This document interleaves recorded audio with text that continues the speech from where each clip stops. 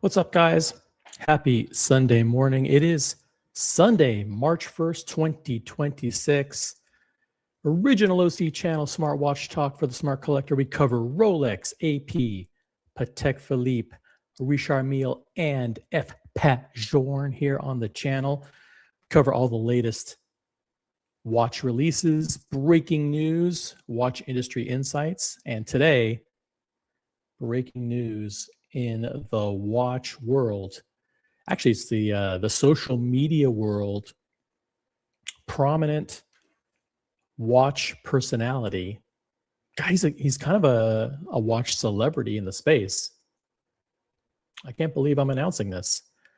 I really can't believe that I'm announcing this. But former Watchfinder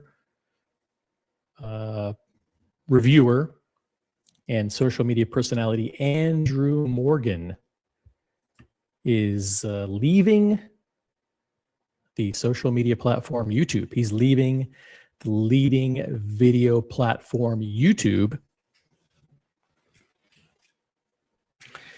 and he's published a video.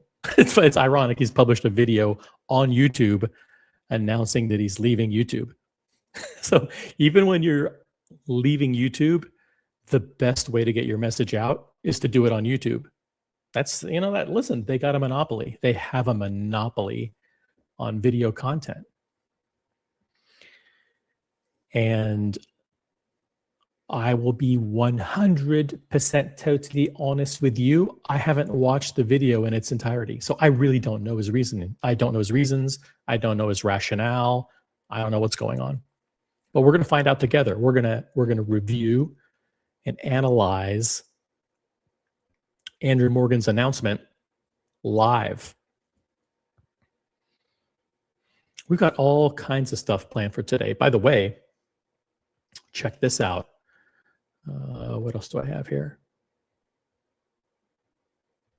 I've got more 2026 Rolex predictions. This time from a Rolex Passion Report. Every year they come up with mock-ups and predictions for what they think. They're like a Rolex enthusiast platform, Rolex enthusiast website, and they're also on social media. But they, every year, offer their own predictions. I put predictions in quotes because sometimes they're not predictions, but there's like ideas or things that they would like to see the brand do, or things that they wish the brand would consider. They're not really predictions. Some of these things are very far-fetched, but they still put them out there. Like, hey, I really love the Jean-Claude Killy or whatever the hell it is. So I wish they'd bring it back. Or bring back the Jean-Claude. They're probably not going to bring back the Jean-Claude Killy. But there's no link pinned at the top of the chat. And that's because no one jumps on the panel anyway. Nobody jumps on the panel. So I don't even have to bother dropping the link. But if Andrew Morgan is watching, Andrew Morgan wants to jump on, I'll drop the link for Andrew Morgan and Andrew Morgan only. Or if somebody wants to do an unboxing. Because listen, nobody wants to jump on the panel. Everyone's scared of the panel. I get it. No one wants to jump on and share their opinions. I haven't even had my morning coffee yet. I haven't even made my trip to Mickey D's for my cafe. And I'm a McDonald's super fan. I'm a McDonald's loyalist. Right now, I would normally be going through the drive-thru at Mickey D's or just relaxing in a nice lounge chair, kind of skimming through Instagram or whatever, see what's going on this morning. But I'm not. I'm here with you guys. I'm here with you guys because got to bring you the breaking news.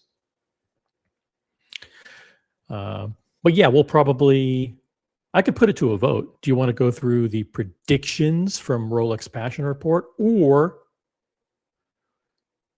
do you want to get to the big news? The big news. Now, let me know in the chat which one we have 4 people watching. We have 4 people watching. So all we need is 4 people to voice their opinion. All 4 of you. Let me know what you guys want to do. Oh, it looks like we have 5 people now. Or we're up to 5 people on Sunday morning, guys.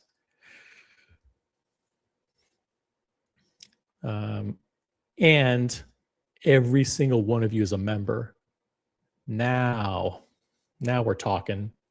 That I'm feeling it. I'm feeling it. I really appreciate it. Thank you for being members, guys.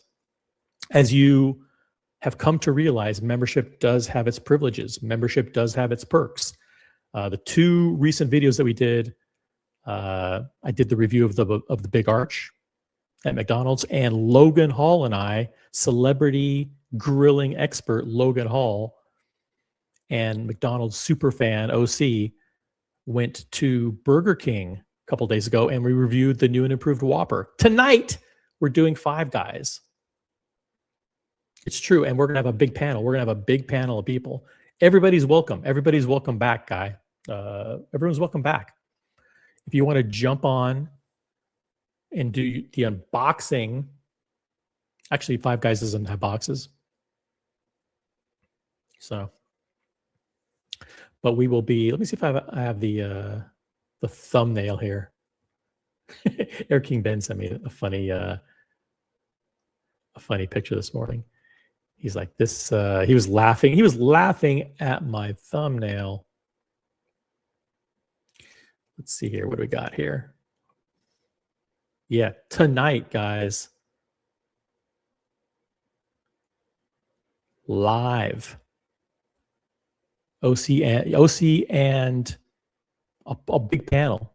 We could have a panel as large as 10 people streaming from Five Guys tonight at 7 p.m. Eastern. Or it could be just me.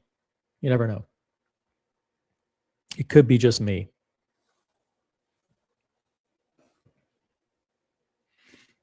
But don't miss it. Don't miss it. Guys, we're doing watches and burgers. It's a totally original concept.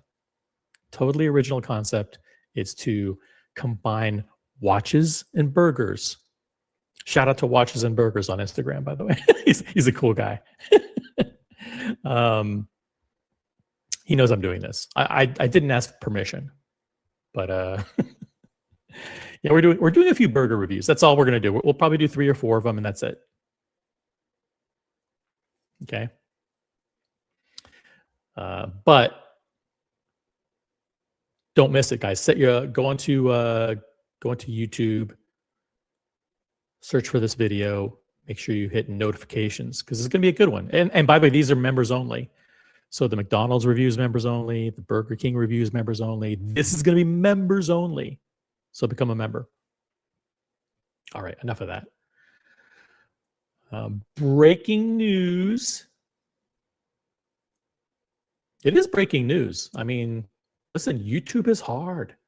YouTube is hard. Okay. YouTube is hard. If you're just joining us, former Watchfinder reviewer or video personality and social media celebrity, Andrew Morgan, CEO of Andrew Morgan Watches, has announced that he's leaving YouTube. Now, he originally called his video, "I'm quitting YouTube." Okay. But he has since, in the last 15 minutes, he's changed the title from quitting YouTube to leaving YouTube. So he's not quitting YouTube anymore. He's leaving YouTube. It's a subtle nuance, but listen, these things matter. Maybe he doesn't want to seem like he's quitting YouTube, like he's bitter, or like I'm a quitter, like I can't handle it. I can't handle the views. YouTube's tough these days. I can't imagine being one of these guys that, and there are many of them in the space that rely on brands for their income.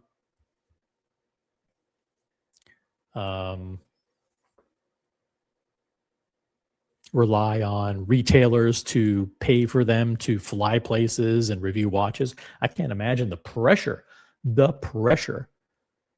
But I worked with Andrew Morgan last year.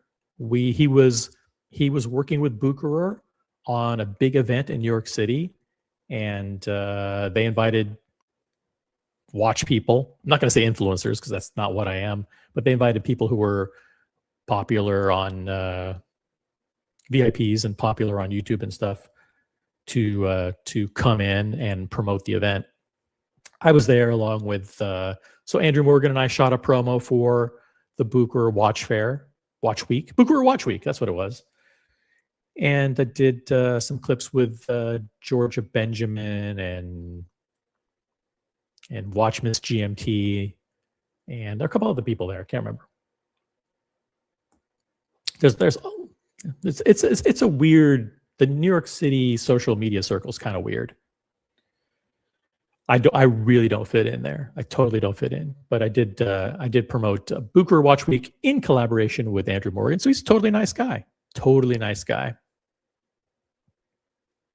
But if you're just joining us, this is not clickbait. This is not clickbait. Andrew Morgan, former watch video personality from Watchfinder, and then he struck out on his own. When did he quit Watchfinder? Let's see here.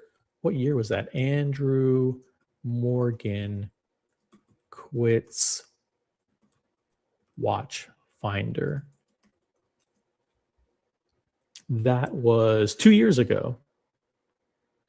2 years ago, exactly. Do I have an exact date? Someone find an exact date. I'd love to get an exact date there. Let me see here.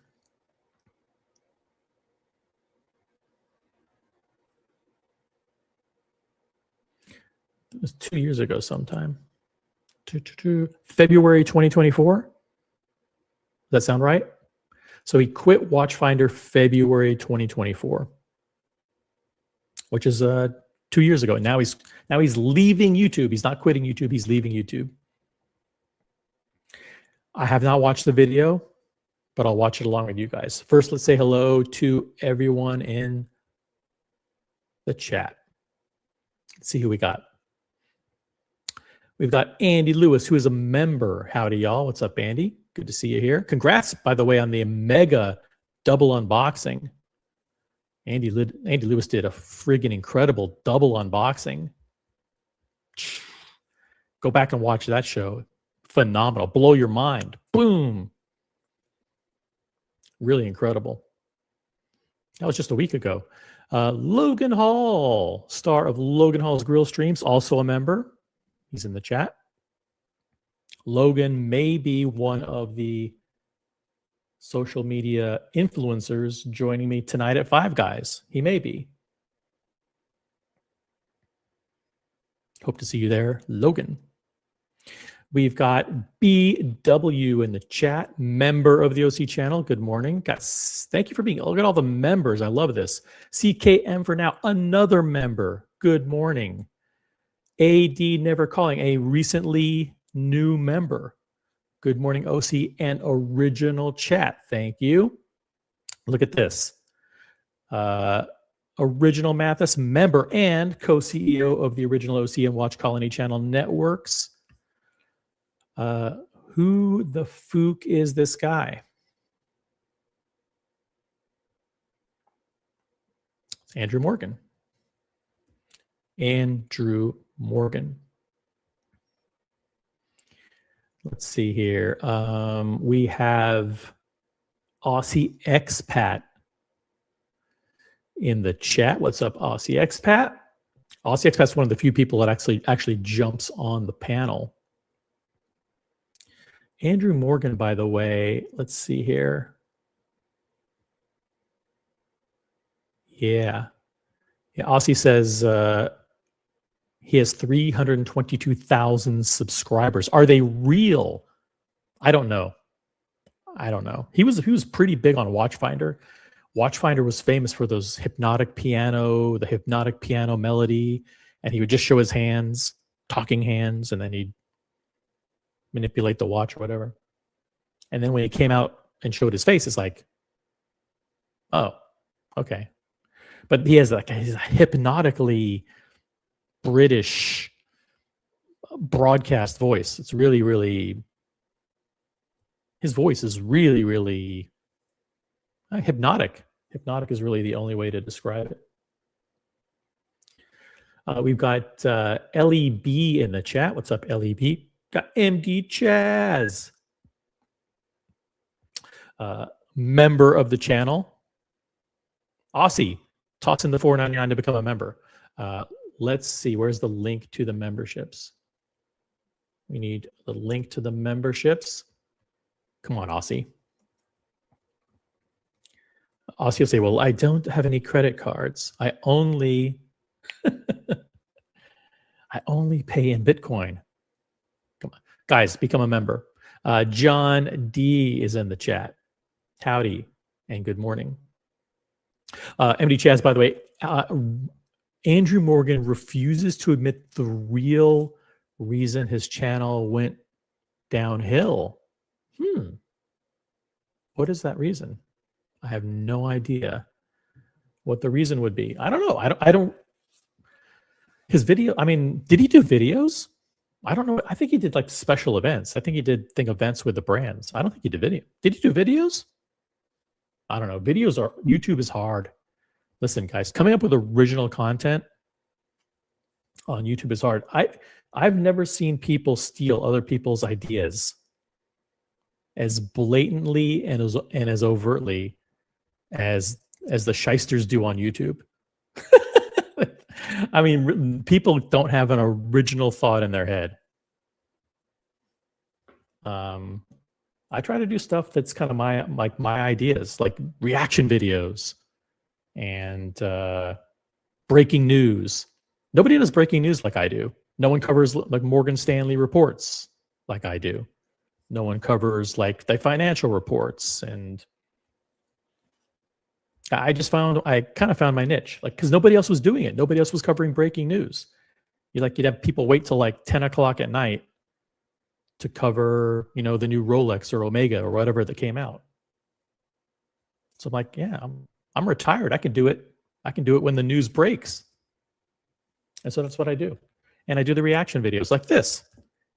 It's easy because I don't have to prep. I don't have to plan. I don't have to do anything. Lazy, man. But it's hey, it's good enough content for 7 people to be watching. Yes. But MD Chaz says, yeah, he refuses to admit the real reason his channel went down. I never watched. I have no idea what kind of content he did. What did he do? I just don't know what that reason would be. We got Julius Caesar in the chat. Good morning, OC in chat. He's also a member. Thank you for being a member. All right. Let's, I haven't seen the video. Let's pull it up, OC, pull it up. He has 322,000 subscribers on YouTube.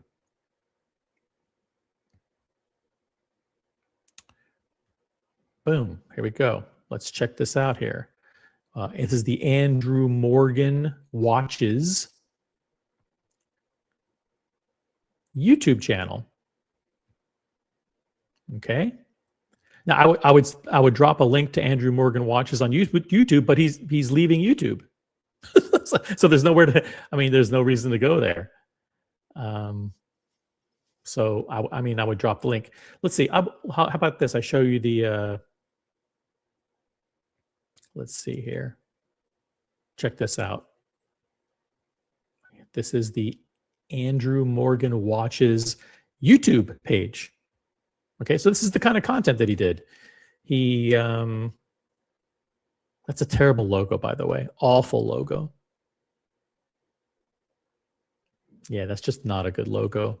That's not the reason why he didn't make it on YouTube. But let's see. So let's see. What are some of the things that he did here? Videos. He did videos. The watch market is failing. Omega is in big trouble. This new Seiko is a Rolex killer, and more. the worst thing about every watch brand, the absolute best value for money watch. I've never seen any of these videos. Never watched a single video here.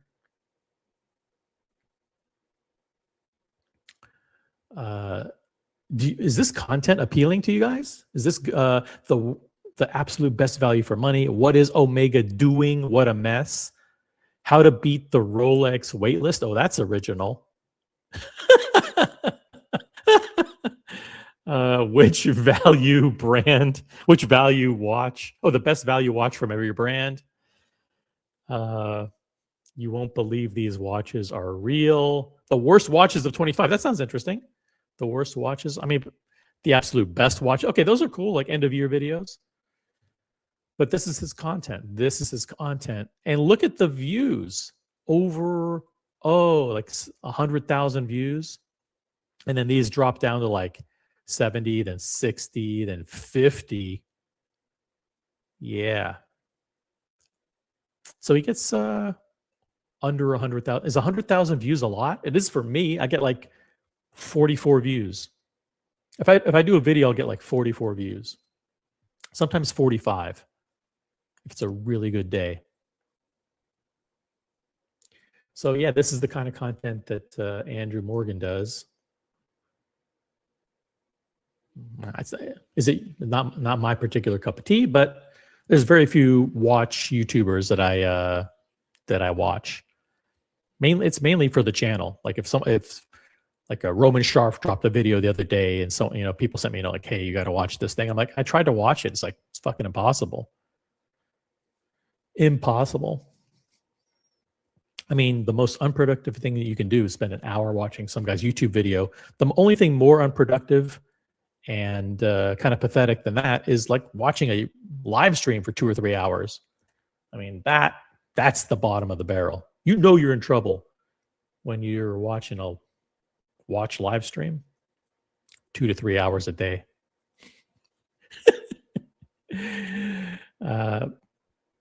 But here's the video, and I'm going to watch it along with you guys. I have no idea why he's leaving YouTube. I have no idea, but let's figure it out. Let's analyze it. Let's analyze it. Let's play this puppy. Okay, here we go. I've been making videos about watches on YouTube for 10 years, a decade. A lot has changed, not for the better. Ooh. By the way, I'm closing this link. I don't want to view products. That's one thing that we don't do on this channel is we don't do sponsorships with products. We don't like provide you a link to YouTube shopping or Google shopping, so you can buy Seiko straps or anything like that. So he's been doing videos for about a decade. His voice is really his hands and his voice, and that hypnotic piano music. 10 years, a decade. A lot has changed, not for the better. Let's talk about leaving YouTube. I published my first video on YouTube in 2015 when I was working for Watchfinder and I was looking for ways to talk about the brand without... Do I really want to know how long is this history going to be? So this is like a 20-minute video. How long is he going to be talking about the lead up to why he's leaving YouTube? Because I'd like to skip that. I'd like to try and skip it. Well, spending any money, really. Video was this hot new thing made possible in the hands of boneheads like me thanks to the software hack on digital still cameras, known as Magic Lantern. So with a very possibly bricked Canon 5D Mark II in hand, he's name dropping that he is a photographer. He's a photographer. Canon 5D Mark II. To the shiny new Watchfinder service center to capture some moving pictures of a watchmaker disassembling a Rolex Submariner. Disassembling a Rolex. Moving pictures of a watchmaker disassembling a Rolex Submariner. I was pretty pleased with the result. Using boiling hot tungsten work light shining through semi-transparent shower curtains, we captured in close detail for perhaps the first time the uninterrupted world from the perspective of a very hot watchmaker. He wrote this script. How long did it take to write this script? this story. I could never do that. I would never invest the kind of time that it takes to sit down and write a script for a 20-minute video. That's it. That's why he's quitting YouTube. It's too much work. He's putting in way too much effort for so very little return. This is an arduous process. Why is he writing so? Why is he going to so much detail on the story? Listen, he's a professional. To pat myself on the back, I don't think I'd seen anything like it before. These days, there are channels that have had great success extrapolating. Thank you, Andrew. I mean, I really appreciate your acknowledging the channels that have done very, very well. We are the fastest growing watch channel on YouTube, the #1 channel in subscriber engagement. Appreciate that. The concept into restoration. But back then, if you looked for a watch video, it was most likely someone trying to change a battery one-handed. Apparently, no one else had seen it before either, because he revolutionized. He and Watchfinder single-handedly revolutionized the watch presentation video. A year later, over a particularly festive Christmas break, it got 1 million views. Whoa! I retraced 1 million views today. It's impossible to get 1 million views. the video's viral steps back through Yahoo News to Yahoo? Did you say Yahoo? I think it's Yahoo. Do British people pronounce that Yahoo? I retraced the video's viral steps back through Yahoo News to GQ and Esquire, having risen up through various rounds of content aggregators from its origin on Reddit, better known these days as the reason AI is wrong all the time. 1 million views. Can you imagine my surprise? I'd never had 1 million of anything before, least of all something worthwhile. I consider myself a creative person, and so the creative task that became apparent was how to turn this success from a one-time fluke into a repeatable activation. And it was clear that videos of people taking apart watches couldn't be the end game. Watchfinder isn't predominantly a servicing company, it's a retailer of pre-owned watches, so the videos needed to pivot into something more appropriate. Since reading specifications doesn't take up much. Wow. So he's going through the history of how he made his way, how he kind of productionalized his foray into watch YouTube. Started with that one like restoration video, taking apart a watch or whatever. And then it could, was he working for Watchfinder at the time? Did he say that? And then obviously they need to pivot to make those videos, which are expensive to make, time consuming to make. They have to generate revenue. So they turned into kind of sales vehicles. Let's see, we got Gil O'Shea in the chat. He's got to start eating fast food. That's right. He's got to pivot. You got to pivot to do more lifestyle content. Actually, this might be our last fast food burger review. Although we have a list of Tommy's number 5, In-N-Out, Fat Burger, Wendy's, Checkers, Arby's. Like we have this list, like a list of like 50 places long. But I think this tonight might be our last show. Might be our last burger review. The guys are really excited about it. The health of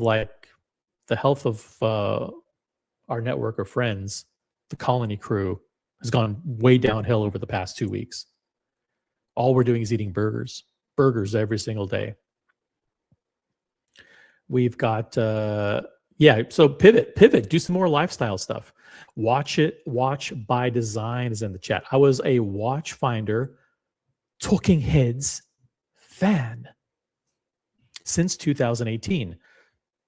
While I've never met Andrew Morgan in person, I do occasionally chat with him via Instagram Messenger. He left Watchfinder after 13 years to launch his own channel. That's a long time at Watchfinder.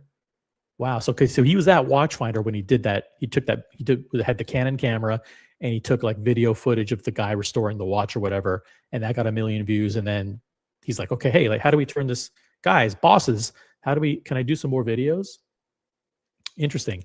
And he left Watchfinder in roughly February 2024, just 2 years ago, to strike out on his own. And now it's all crumbling down. It's all crumbling down around him. If anybody wants to jump on the panel, by the way, just let me know in the chat. Like say link, and I'll drop the link. If Andrew Morgan's watching and you want to, we haven't gone through the video though, so maybe he'll explain in excruciating detail why he's leaving YouTube. It's better to quit with no explanation than if he wants to come. Okay, Mathis is commenting and driving again. Don't do that. Got Ryan Singer in the chat reminding everybody to upvote the live stream. Upvote the live stream. Make sure, by the way, you not only upvote, but you're also subscribe, but you also have notifications enabled and set to all. Hit the bell icon. Make sure it's set to all, and then in your YouTube app on your phone, the YouTube app on your phone, make sure you have notifications enabled for YouTube.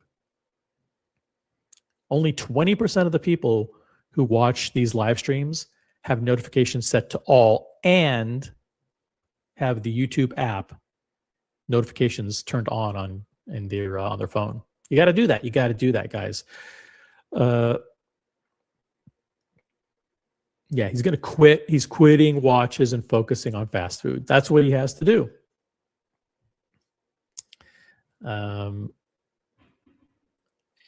Chalk flew up. He's logging off YouTube and clocking in at the burger truck. I sense a theme. I sense a theme. Are you guys making fun of me? You're making fun of my burger videos? You don't like the burger videos? Fine, I'll stop. I'm quitting YouTube, guys. That's it. That's, I can't take this pressure. I do watch content. You think it's boring. You fall asleep. People in Europe say they fall asleep when I launch a live stream. I try to do some lifestyle review. Burgers is a passion of mine. Do burger reviews. That's it. I'm quitting YouTube, guys.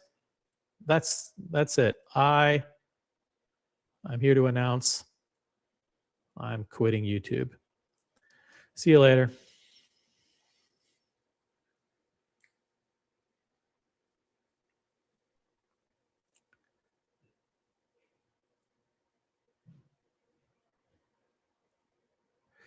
All right, I'm back. I couldn't stay away. I couldn't stay away from you guys. All right. Let me try and keep up with the chat here. What's up? Shock flew up. Thank you for being a member. I get it. Okay, we're going to talk about burgers the whole time. Listen, it was an original idea that I had to do a couple of burger reviews, and it triggered a lot of people. It triggered everybody. Triggered some people. I don't know why it would trigger them. No idea. I'm just doing a few burger reviews. Should I quit YouTube in disgust over my failure as a YouTuber? Mathis says yes. Better to quit with no explanation. Okay, I'll listen. If that's what you want, Mathis. God, Mathis turned on me. Shit. All right, fine. Should I quit? Should I leave YouTube? Should I leave YouTube? Yes or no? Should I join Andrew Morgan in protest? I don't know if he's protesting or we have to figure out the reason why he's leaving. Probably no views. No views and no business, probably. Should I quit?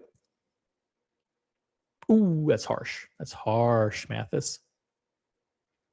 Boris is in the chat. He wants me to go to Shake Shack. We got Shake Shack coming up. Shake Shack is coming up. I promise. I promise. Shake Shack is on the docket. How's the new Whopper? It was okay. It was just like the old Whopper. Honestly, I was hoping for more mayo. Go back and watch the video. It's members only video. Become a member, whatever your name is, and become a member and watch the video. It was good. The Whoppers are delicious. I love Whoppers. I give Whopper 8 out of 10. The Whopper is an 8 out of 10 in my book. We'll be using a 10-point scale on all the burgers. Whopper, 8 out of 10. We've got D Wood in the chat. D Wood, star and entrepreneurial owner of D Wood Coffee Company. Turns out the Andrew Morgan original recipe, the hands on the desk and that hypnotic piano music with the great macro photography was what people liked. The mistake was in thinking that it was about him. It's tough. Yeah. It's tough because when you get onto YouTube, people know your face. They meet you at events. They meet you at conferences and industry shows and watch meetups and stuff. And yeah, you got to stay grounded. Got to stay grounded. People, if you have a great personality and you're interesting and charismatic, and you're likable, maybe even if you're not likable, it helps to be likable though. Which I've one out of those 4 or 5 things I have. I can't remember which one. Maybe it's funny. So I'm satirical. Not likable though. Definitely not likable. People think, people come up to you and it's not about the personalities. It's about the entertainment that you bring, the entertainment and the joy that you bring.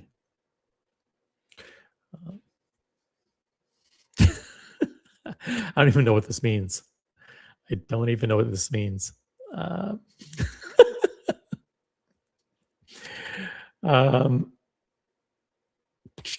Let's see here. We got Tan. We've got people from France watching.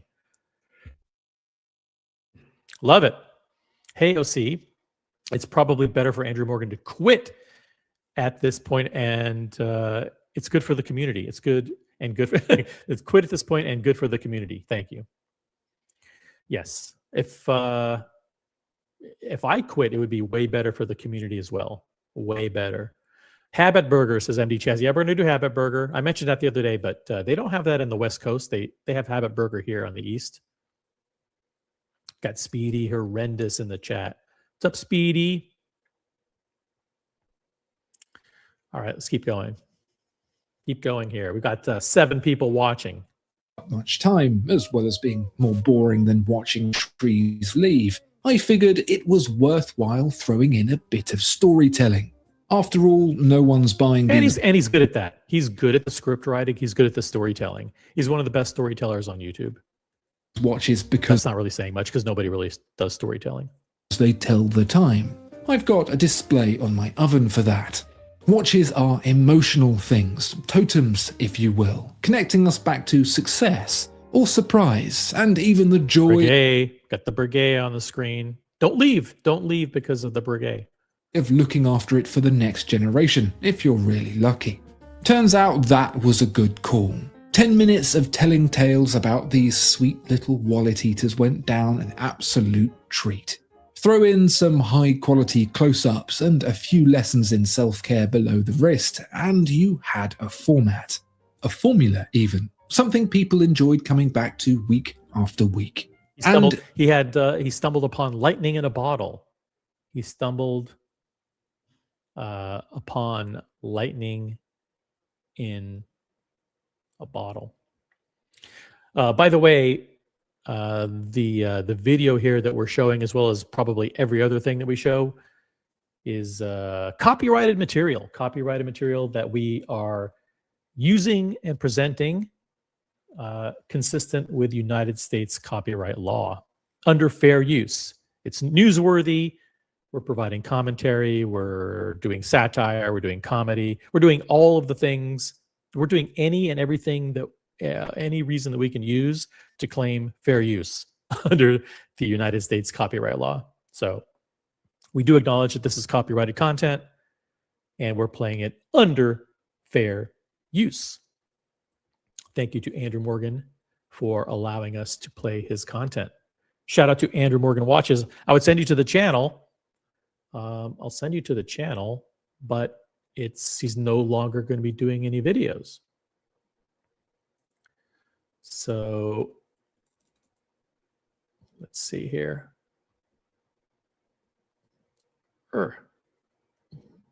Let's get the link to the channel here. I had it 2 seconds ago. Link to Andrew Morgan Watches. Andrew.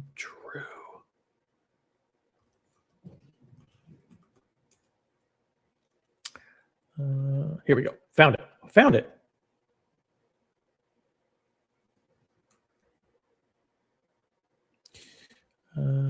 Here it is. I'll drop the link in the chat.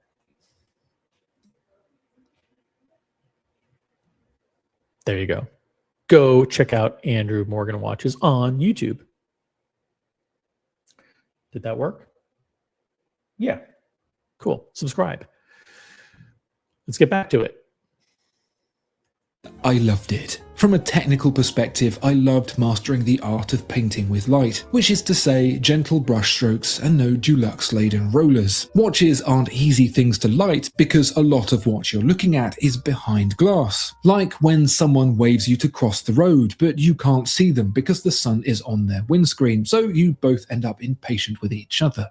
But there are means, and no doubt ways to do it. Always there are means and ways. They might include some compromise, but if I've learned anything at all in my time being a human, it's that giving up is for suckers and those who enjoy their free time. I loved it from a storytelling perspective. You may not know, but I wrote... All right. Okay, I might have to fast forward a little bit. Not that this is why his videos were failing. Maybe they were too long and maybe they were too boring. I don't know. How do I plug through this? I'm already bored. So I want to fast forward, but I'm afraid like I'll miss something. Personal opinion, but I find he drowns the message in arcane analogies 5 layers deep.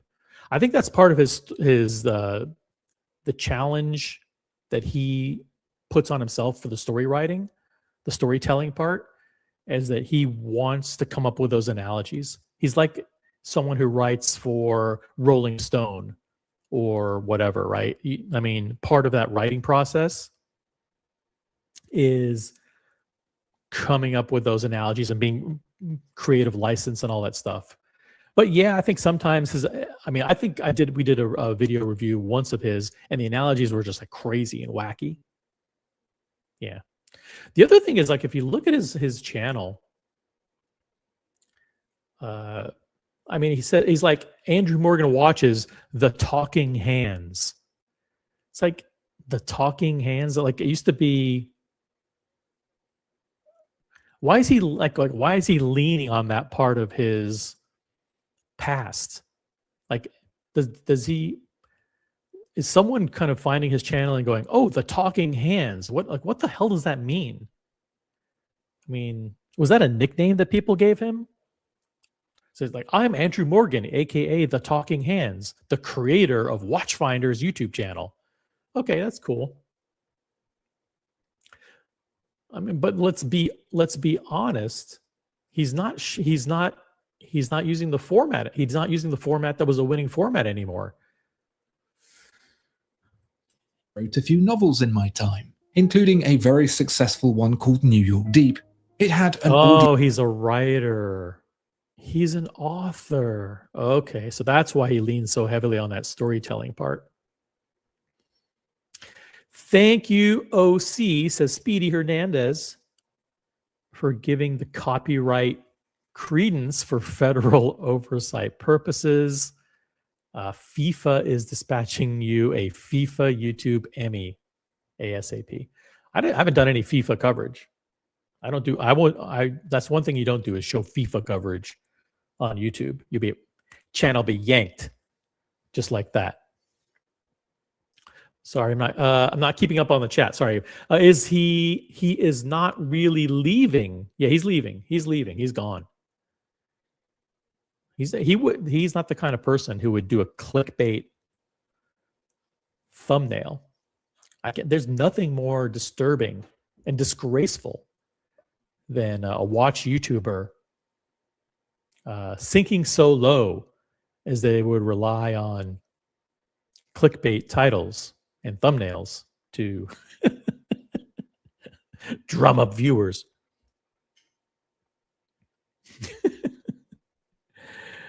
So yeah, he's leaving. He's gone. He's gone from YouTube forever. He's not a liar. Don't call Andrew Morgan a liar. If he says he's quitting YouTube, he's leaving YouTube. Okay, he's quitting. No more videos from Andrew Morgan. Okay, he's toast. He's toast. Audiobook and everything. Of course you can check it out. I've put a link in the description below for you. Weaving a yarn is... Should I put a link in the for his book so you can buy his book? Maybe. Something Maybe I enjoy deeply, picking from the big book of words in an order that's both original and interesting. This is why his videos are failing. This is why his videos failed. We are 4 minutes into this, and it's torture. Now it's torture. This is a case study. This video is a case study for why he failed at YouTube. You can't do this. You can't be boring like this. The statistics say there should be many combinations for success, but in my experience there are a lot more ways to put phrases together that make no sense at all. See Elon Musk's you can say that again. Twitter account. I'm a big fan of storytelling. We all are, and we have been for centuries. That's him weaving in a little tiny nugget, like an editorial nugget. See Elon Musk's Twitter account. It's funny it's funny. That make no sense at all. I'm finding this video is not making sense. This whole video is not making. I hope, please get to the meat. Andrew Morgan, please get to the meat. Why did you fail at YouTube? Why are you leaving YouTube? See Elon Musk's Twitter account. I'm a big fan of storytelling. We all are, and we have been for centuries, and even millennia. I hate storytelling. There's a reason the Bible Listen, I'm not ashamed to say it. I'm not ashamed to say I don't like storytelling. I don't want to hear stories. Stories are boring. I don't want to hear them. And I don't read, so there. Book of stories and not just a quick reference list of do's and do nots. From the first time one cave neighbor warned the other about eating the red berries because it made bad time thunder tum, to whatever. I don't even know what he's talking about. See, the thing is, I don't read books, so I don't know what he's talking about. Red berries. What are these analogies? He's too smart for me. Maybe he's too smart. Watch people are super smart and they can relate to this guy. I'm dumb. Okay. I'm dumb. I don't relate. I'm just like I'm a dumb Rolex guy, right? Look, I buy Rolex because it's the best and people call me dumb. That's the kind of YouTuber I am. I'm having a hard time following. I just want to know, maybe I'm just going to have to do a little poll here. I'm going to have to do a poll. It's going to be a snap poll. I think there are only like 7 or 8 people watching. So if we get 7 or 8 results, I think we will have a good statistical significance. Are you having a hard time following along with Andrew's story?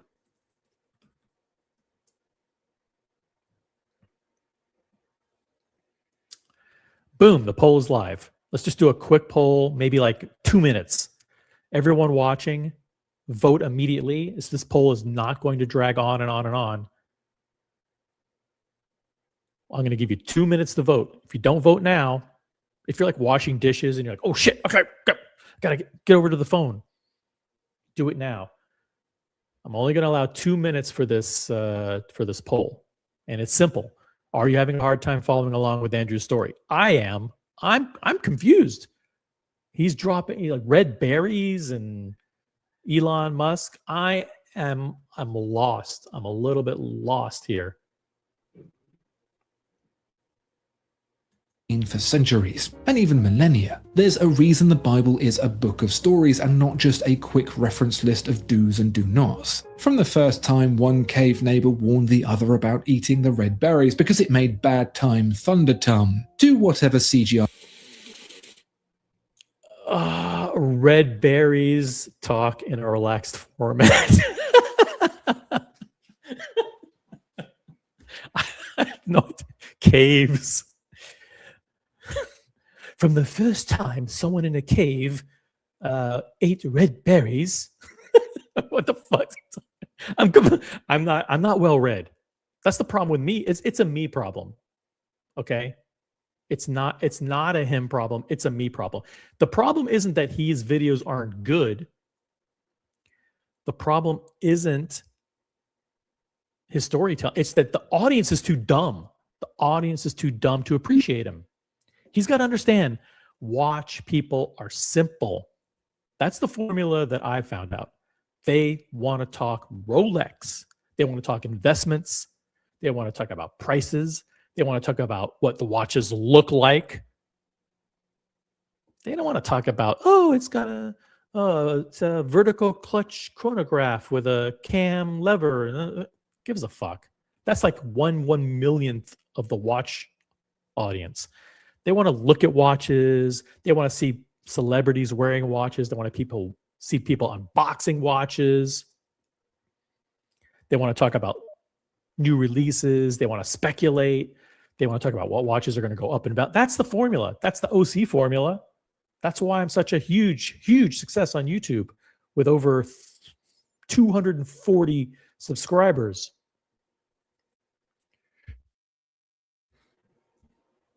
It's easy. It's easy. It's easy. But this doesn't work because he's too smart for the audience.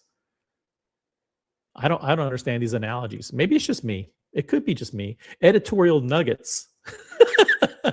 That should be OC's next taste test video. Yeah, we'll do McDonald's chicken McNuggets, and we'll call it editorial nuggets. See, the chat.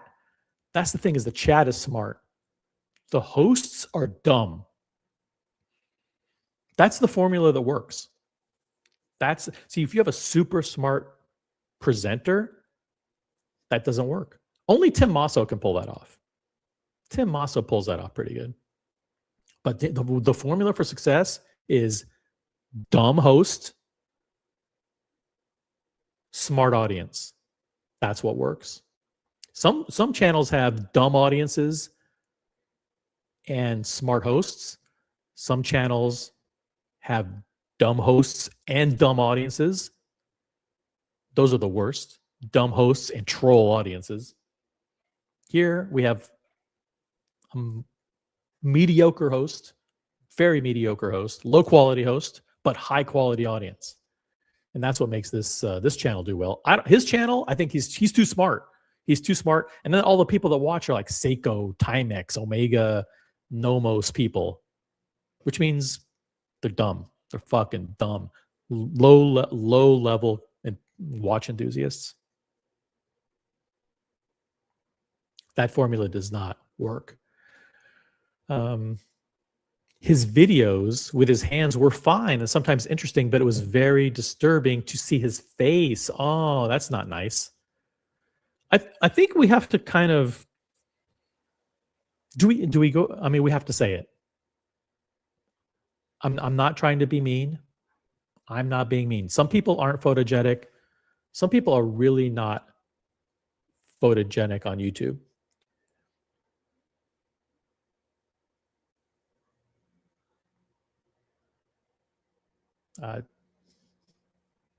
Take me off full screen, please.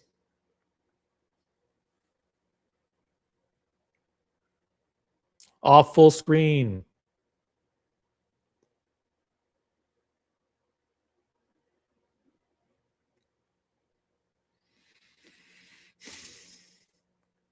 Some people,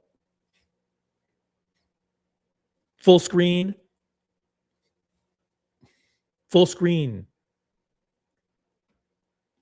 Not me, you idiot. Thank you. Some people are not photogenic on YouTube.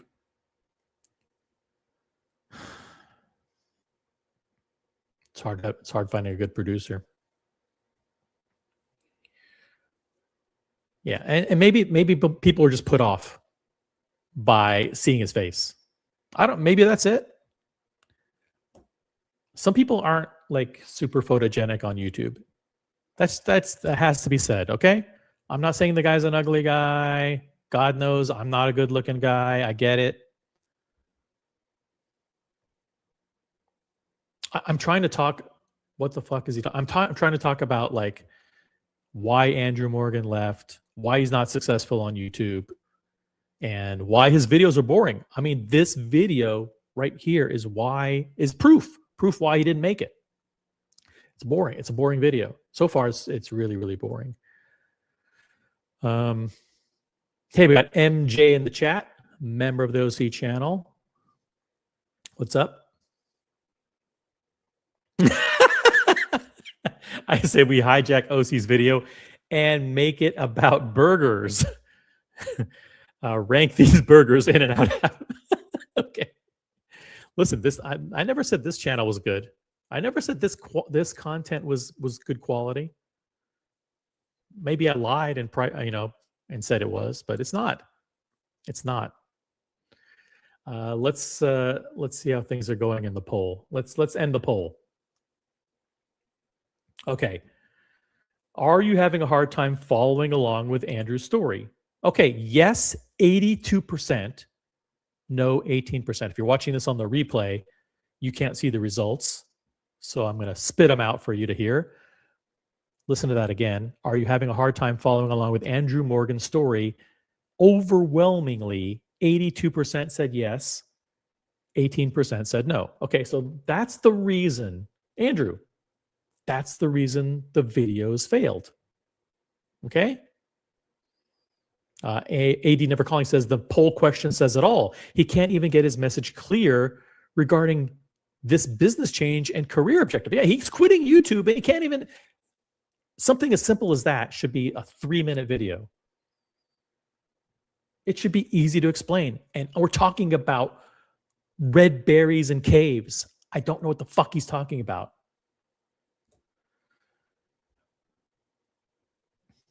Hopefully, let's get to the point. Get to the point.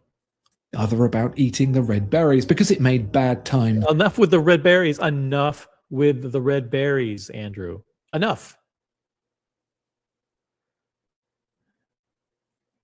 I don't get it. I just don't get it. I mean, I'm not turned. I don't want to. Maybe he's good. Like if I listen, he's really good. But again, there's certain.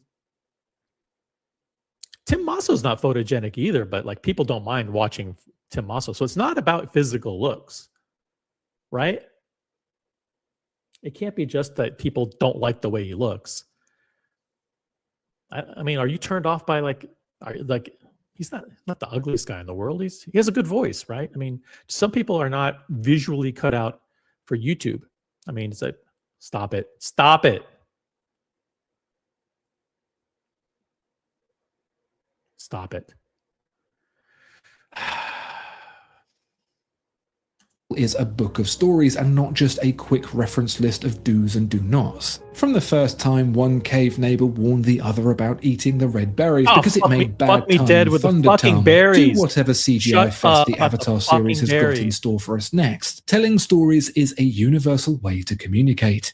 What was great about YouTube back then was it was a ugly watch. Oh, what the fuck is this? What is this, like a fucking Ming or something? Fantastic platform to tell niche stories to those who wanted them. From who wants to see a story about this? Some anecdotes about disgruntled kings sick of minute repeaters interrupting their stories, to dark tales of deadly materials destroying the bodies of unwitting dial painters. Holy fucking A. For fucking love of God, get to the fucking point. Treasure trove of timekeeping never fell short of delivering a captivating story. Throw in some liquid slick macro shots of watches and it was a groove a lot of watch people could get in sync with. At their peak, these videos... This point already? Didn't he? This is the second time he's making this point. Okay, there was a formula for showing watches, macro shots in the hands and the British. We get it. He explained that 2 times already. Those were pulling in anything from 300,000 to several million views. To put that into perspective, there are recently published Netflix shows that can't manage that. It's surreal to think about, so many people tuning in to find out what was happening in this little bubble next. But it was real. For a time. It is. I mean, this I'm in the middle of a bubble right now. We're up to 9 viewers. That's a huge success for me. I'm loving it. How the platform worked back then was very simple. YouTube, alongside and at the end of the now he's going to explain how YouTube works. Okay, let's have at it. Explain YouTube to me. Video you were watching would suggest similar videos and channels you might enjoy. If one intrigued you enough, you might click on it, watch it, and enjoy it as well. Is he literally trying to explain to me that YouTube shows thumbnails of videos, and if you're interested in it, you click on it? Fucking A. Thinks I'm a 2-year-old. Yes, I get it. YouTube is a video platform, and they serve up videos to you. And if you like it, you click on it. And if you like the content creator, you subscribe to their channel. And they recommend the videos to you. What is hard to understand about this? The video's boring. The video announcing why you failed at YouTube is the explanation for why you failed at YouTube. If you enjoyed it enough and wanted to see more, you might subscribe. Really? You think? Wow. I never thought about that. Wow, YouTube, the way YouTube used to work was amazing. Holy shit. Wow. Are you telling YouTube served up videos, and if you liked what it looks like, you clicked on it and watched it. And then if you liked it, you might subscribe to the channel. Unsubscribed. This is revolutionary. He is a king of storytelling. He is a master of storytelling. I never really would have seen it in that light before. The next time you logged into YouTube, that channel's most recent videos would be there for you to see in the subscription feed. That's a list of videos published by the people you're subscribed to in order of the most recent. What that meant was never missing a video from your feed. He's going to explain what it means to watch videos that you like. He's literally going to explain what it means for YouTube to keep track of the videos that you like and the channels to which you're subscribed, and to present them to you in a organized format. Favorite creators. And even if you were too busy to watch that video now, it would always be there waiting in the subscription feed, just perhaps a few pages back. This was fantastic for creators because it meant that videos could focus on extra niche topics, and they'd always get seen by subscribers. So if I wanted to make a video on a particular complicated breguet, for example. Big mistake. That's the mistake. That's the mistake. Don't make a video about a complicated breguet. There's the flaw in your argument right there. Don't do that. Don't make a video about a breguet. That's the problem. So if I wanted to make a video on a particular complicated breguet, for stop. Hold it right there. Don't even example, I could. Everyone subscribed, whether they liked breguet or not, would see that the video exists. Yep. And they would pass right by it. And then they would realize, you know what? This probably isn't the kind of channel that I want to watch if the guy's making long-ass storytelling videos about complicated breguets.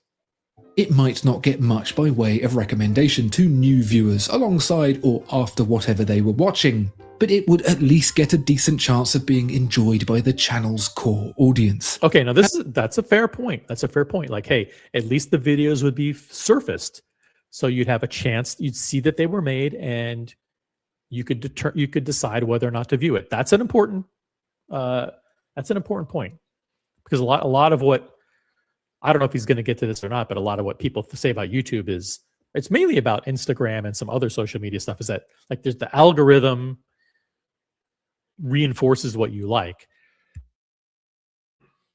It's mainly the biggest problem is that on Facebook, where Facebook, it's kind of more topical. I guess it's a problem for people who watch news and political content on YouTube as well, is that once the algorithm figures out what you like or what your political leanings are or political affiliations or the kind of content that you consume, it's going to reinforce that by showing you a whole bunch of similar stuff. Now, for watches, that's not a bad thing. For watches, that's a good thing because you want YouTube to be smart and say, oh, like I saw this review of this, this Rolex Daytona, or I saw someone do a video about Morgan Stanley report, or I saw someone do a review of this Omega Seamaster or whatever, and then it's going to serve up more reviews. It's good for car people too. Like YouTube is good for car people and watch people, because like, oh, like I want to see a car review of the, Honda Civic Type R, and then you watch it and then it serves up a few more of them. And you're like, yeah, okay, I want to see a few more of these. So that's a good thing about YouTube, right? Maybe Andrew deserves to be off YouTube if all he talks about is red berries. That's not all he's talking about. It's not all he's talking about. D Wood says it's as if he's contractually obligated to deliver a certain number of analogies, the word count and the clever wordplay. Now that's just part of the creative process. Is you're always thinking about analogies and metaphors and stuff like that. Maybe that's a little bit of his downfall, a little bit. I don't know.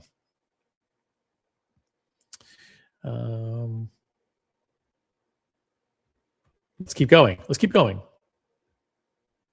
I still want to find out why he left. And then, if a video proved particularly popular with subscribers, YouTube would show it to lots of new people too.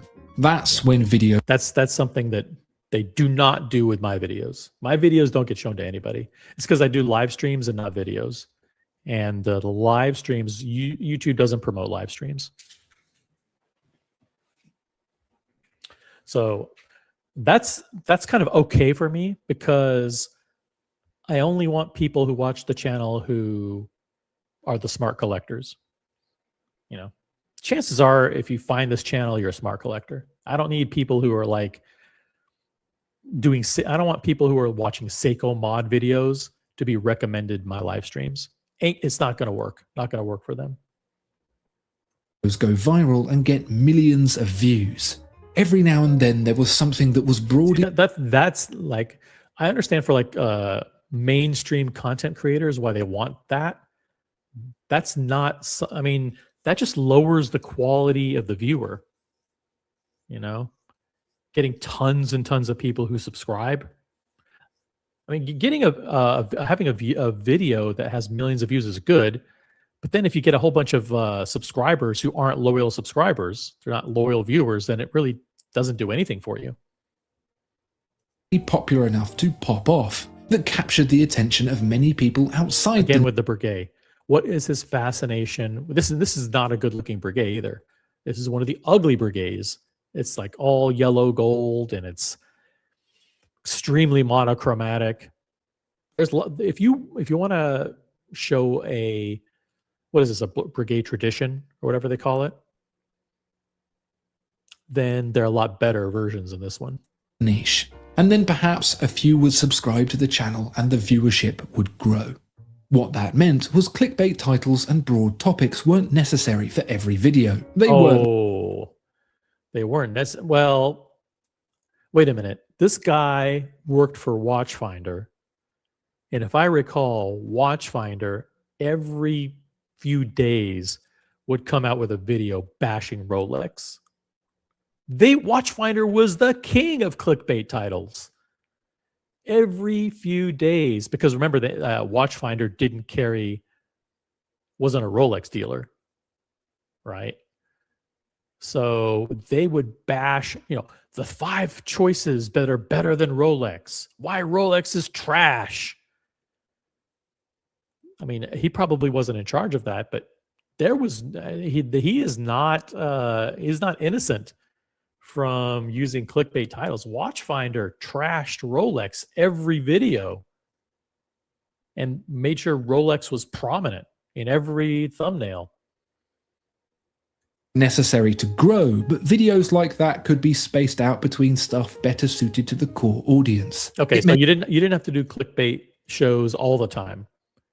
Okay, I get it. And niches like watch collecting could be properly enjoyed by YouTube viewers, and equally YouTube creators, like me. And then COVID happened. Now, I'm not going to suggest for a second that COVID's biggest impact was YouTube. That would be insane. But YouTube was flipped on its head by a sudden shift in demographics. Oh, so it's the audience's fault. It's the audience's fault for why my videos are boring. I think I said that earlier, right? Like, he's too smart, the audience is too dumb. There you go. Andrew Morgan is just chasing money, says John D. Typical. If he got fewer views, he'd quit making content. Well, he did quit. He did quit. So he quit. He has quit YouTube. Like, according to this announcement, he is leaving YouTube. Let's keep going. We're eventually going to get to the reason, but maybe this is the beginning of the reason. COVID came and the quality of the viewers went way down. And that's why I failed.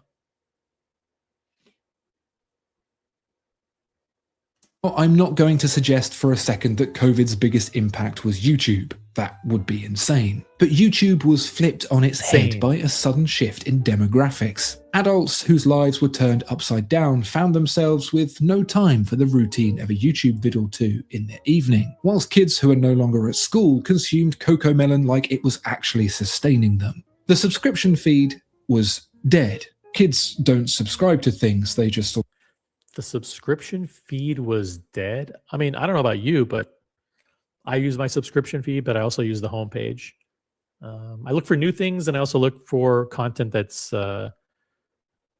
been published by content creators to whom I'm subscribed. To sit there and things happen to them. And so YouTube needed to get... Kids are dumb. Kids are dumb is what he's saying. Kids don't know how to subscribe to things. They just turn on YouTube and consume garbage content. Sustaining them. The subscription feed was dead. Kids don't subscribe to things, they just sort of sit there and things happen to them. And so YouTube needed... Kids don't subscribe. They just sort of sit there and let things happen to them. to get very good at recommending things very quickly to keep kids on their platform. Heaven forbid the children went outside or anything. Oh yeah. Okay, that's funny. COVID. The net result was an algorithm that learned from what a user watched, what they would want to watch next, with the goal of extending that user's on-platform duration as long as possible. That is true. That is true. They're giving the algorithm is tuning to figure out what you like and what you don't like, and serving up more of what you like so you can consume more content and presumably watch more advertising or whatever, right? YouTube makes money when you watch adverts, you see, and so the more you watch, the more it makes. Niche videos that get hundreds of thousands of views obviously don't make as much money as broad videos that get millions of. Yep, that's true. Let's see here.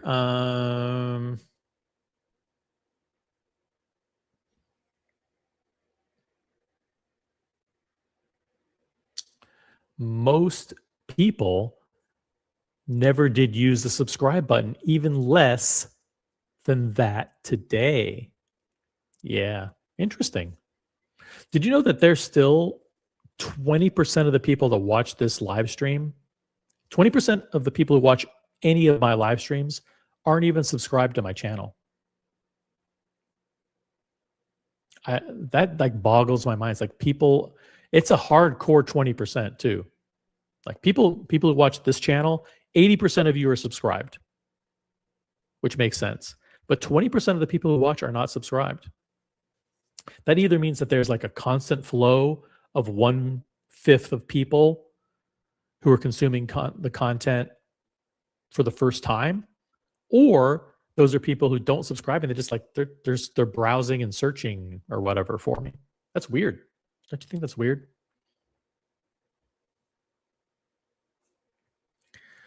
Most people never did use the subscribe button. Interesting. I always use it. I mean, sometimes there's some channels that I don't where I haven't subscribed, but the overwhelming majority I have.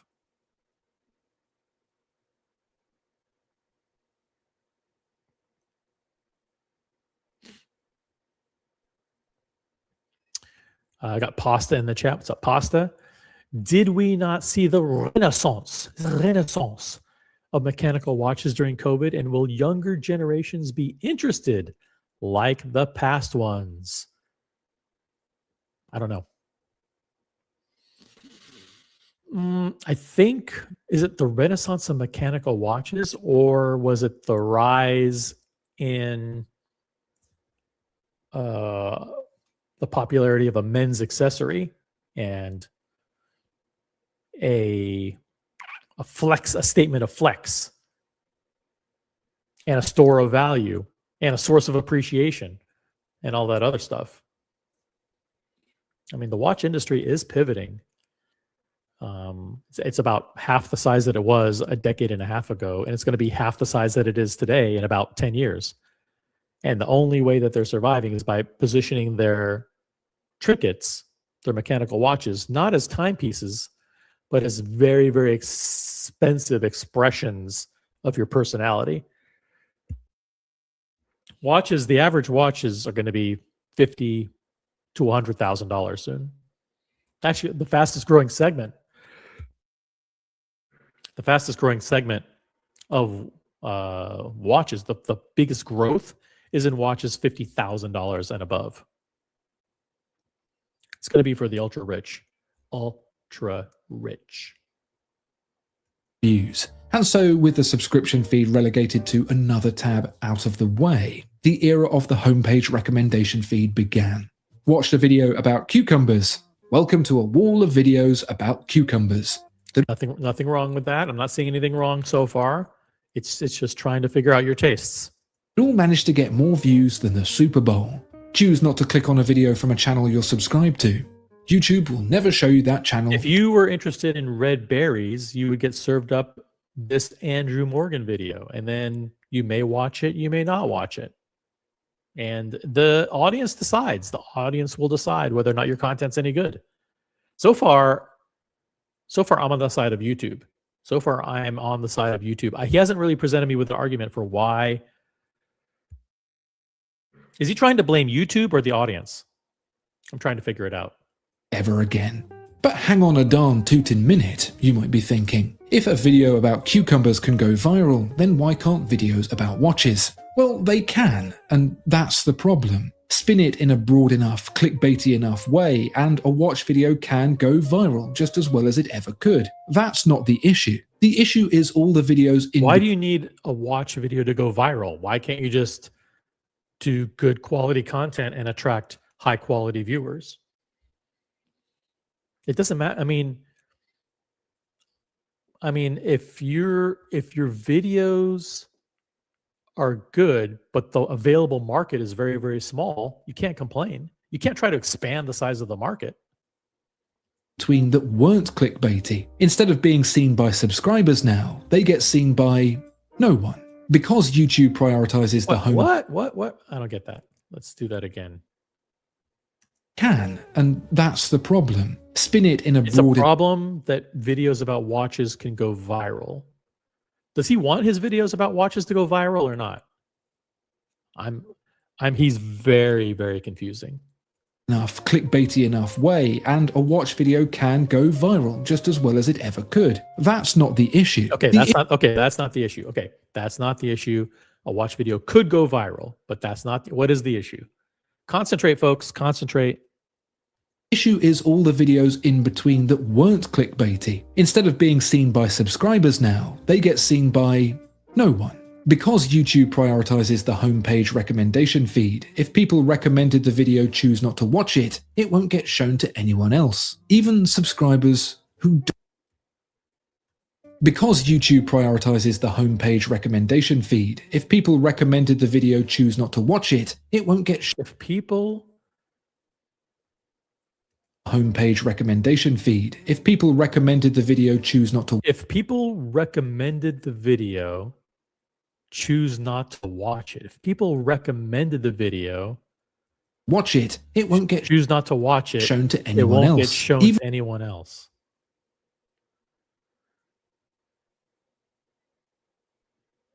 subscribers. Wow. Interesting. Hang tight. I gotta be right back. I gotta do something. Hold on.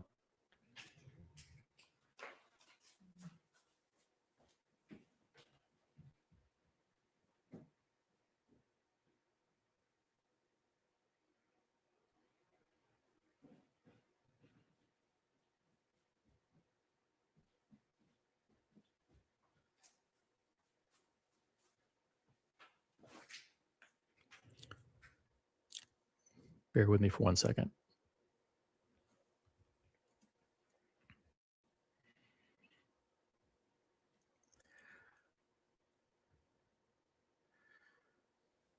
All right. Let me check my audio here.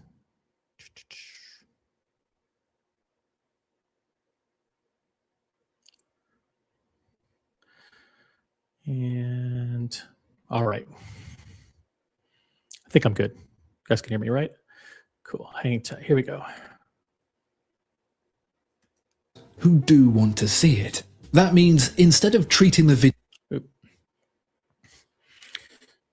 Let me do this.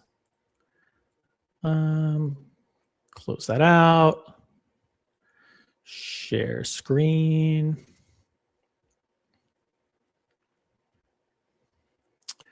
Got to check my StreamYard settings. Sorry about that.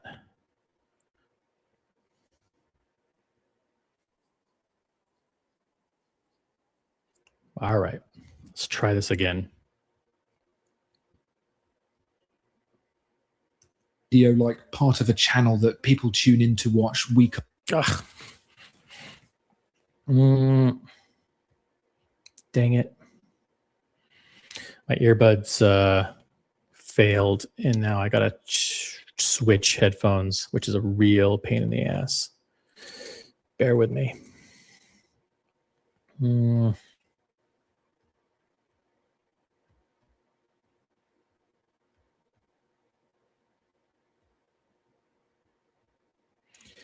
Let's see here. Advanced sound properties.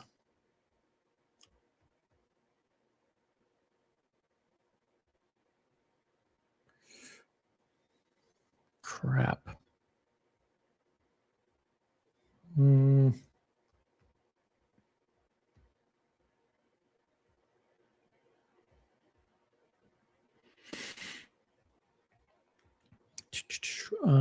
Where to play sounds, speakers, headphones. Boom. All right, let's try it now. After week, every single video must be considered in isolation for its capability to go viral. Did it. That means super niche videos about a single breguet with lovely macro shots that only really appeals to a section of the subscriber base just don't work anymore. Instead of every subscriber seeing them and only some watching, it means almost no subscribers get to see it at all, because YouTube is reacting to the preferences of those who've already been shown it. So he's blaming YouTube. Basically, he's blaming YouTube. That means it's not viable to make videos that some people, many in fact, want to see. Videos have to be as broadly popular as possible, as sensationalized as possible, and as evergreen as possible. That inevitably means a homogenization of topics, a dilution of depth, and the overall departure of what once used to be a haven for geeks to explore their favorite hobbies into a world of cable TV genericism. As much as it seems like it, this isn't a situation of an old man yelling at clouds. Oh, I'm having a hard time following along. I'm not concentrating. Maybe I should have had my cafe this morning. I'm having a super hard time following along. Is he blaming? He's blaming the YouTube algorithm for why his videos aren't getting watched, and that's why he's quitting YouTube? As broadly popular as possible, as sensationalized as possible, and as evergreen as possible. That inevitably means a homogenization of topics, a dilution of depth, and the overall departure of what once used to be a haven for geeks to explore their favorite hobbies into a world of cable TV genericism. Oh my God, these big words, these big words. I'm not a big fan of big words. Tobister McDonkey, his channel is shit.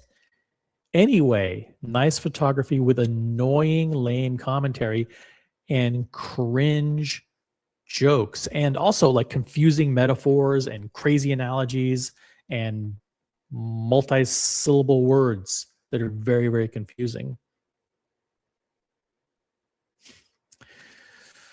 This guy has had too much beans on toast.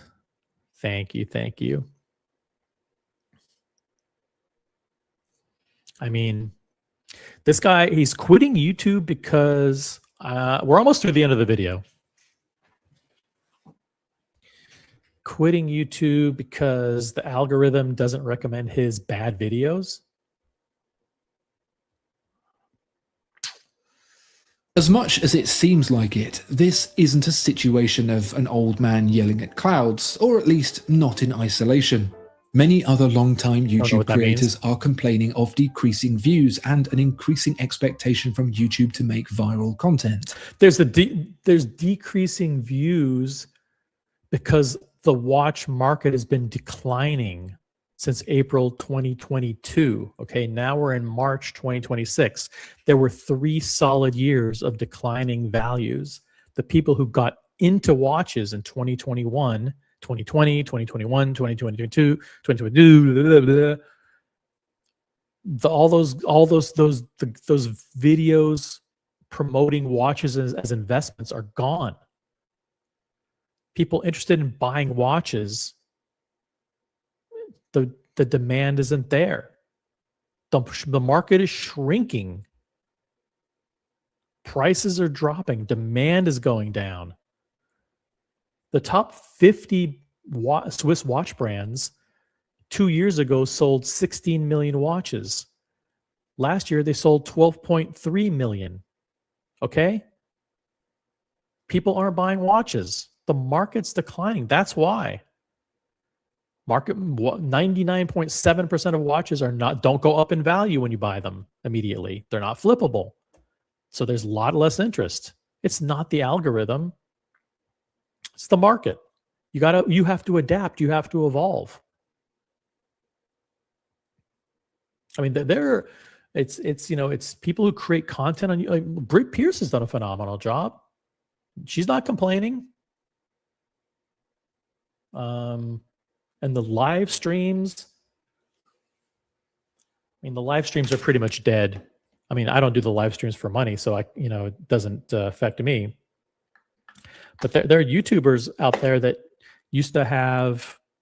Listen, I was part of a show where we had 225 people a night, and now the show can barely get 40 or 50 people, and went from generating $150,000, $175,000 a year to $30,000 a year. If you're doing that as your income, if you're doing that as your livelihood, yeah, you're screwed.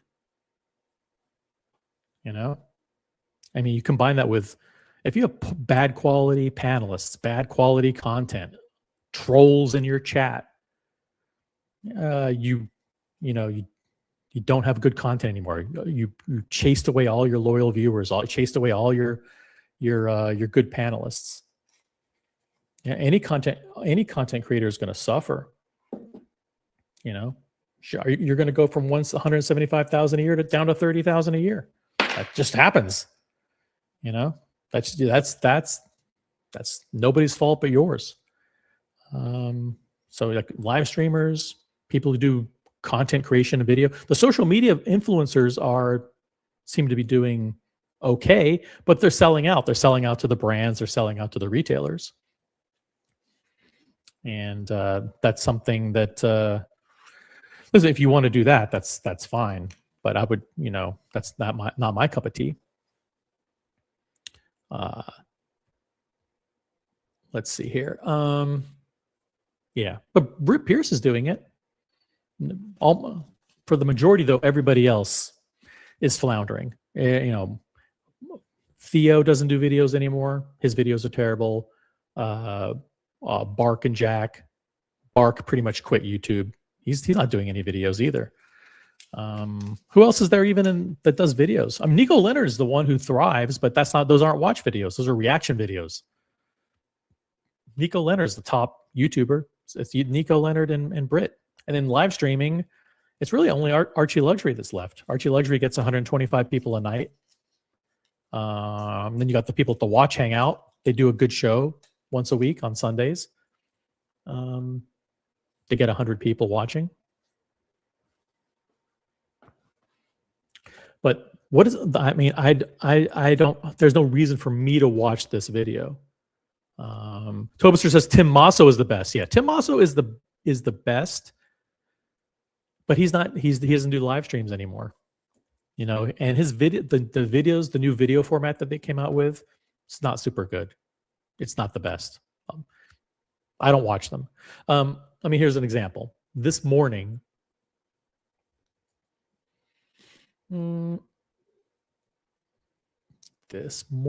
for example, this video came up in my, what was it called? It was called, okay, here it is. I'm going to show you this. This is the 1916 Company website. They have multiple YouTube channels. They have 1916 Company reviews, 1916 Company podcast. This is just the normal corporate 1916 Company YouTube channel. Okay, and this video popped up in my feed. Top 4 cheap watches. I don't care. And nobody else cares either, because look at the view count. Look at the view count. Watches we regret selling, 8,000 views. This morning's video, 2,000 views. I mean, these are dismal numbers. This is an awful video. Kevin Leary and Deb Bethune. Now, I love George Mayer from 1916 Company, who's the host of this video. But this is not the best. And I love the folks at 1916 Company. Caroline, Allie, you guys, reach out to me. I can help you with this, because this format isn't working. People hate Kevin O'Leary. Kevin O'Leary is considered a buffoon. It only got 2,000 views. 2,000. A video with Kevin O'Leary got 2,000 views. That's awful. Why the traditional luxury woman's watch is dying. 2,000 views. Tim Masso picks the best and worst watches. This should have 150,000 views. It has 8,000 views. Okay, so yeah, there's no views on YouTube anymore. That's not the fault of the audience, and it's not the fault of YouTube. That's the fault of the content creators.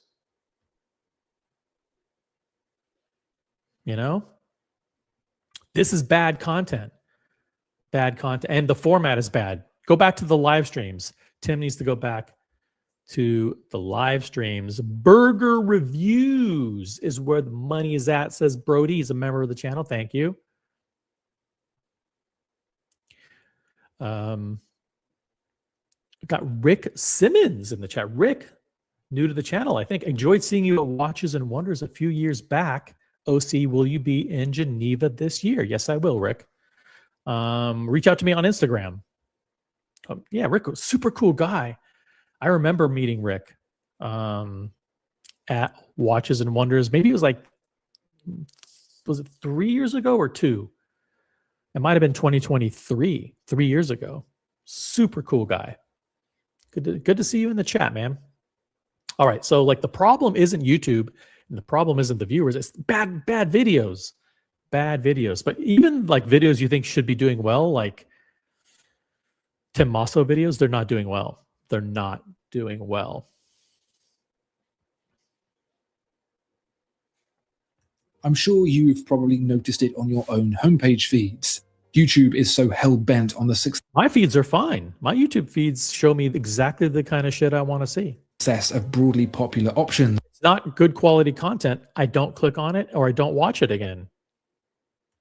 that some recommended video on how modern architecture has gone to shit just refuses to leave your feed, no matter how many times you don't click on it. It even feels like YouTube's gone so YouTube is smarter than you, Andrew. YouTube knows you want to click on it. That's why it's giving you multiple chances to click on it. YouTube is smarter than you are. Okay?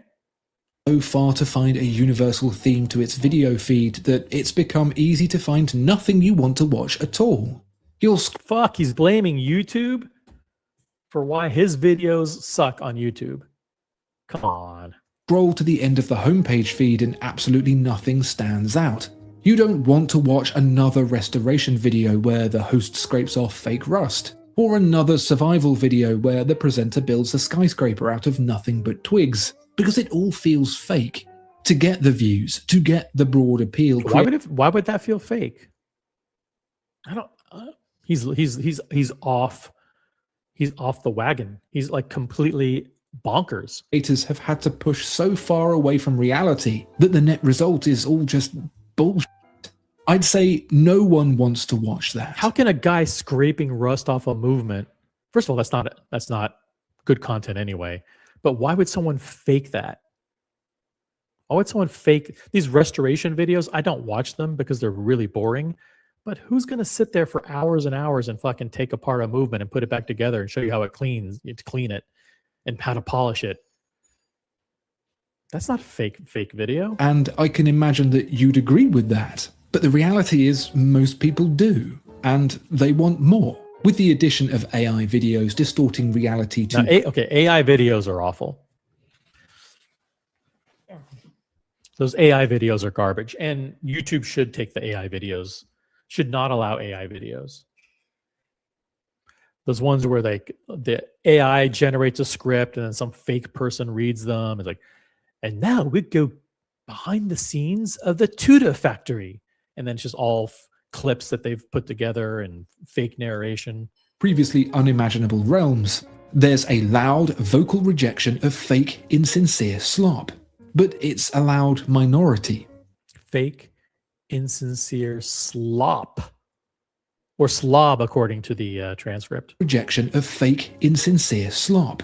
But it's a loud minority. Many people, most people even, are happy to watch. I mean, they've been watching the Kardashians and Celebrity Love Island for the last few decades. Okay, so now it's not only YouTube, it's the low quality audience.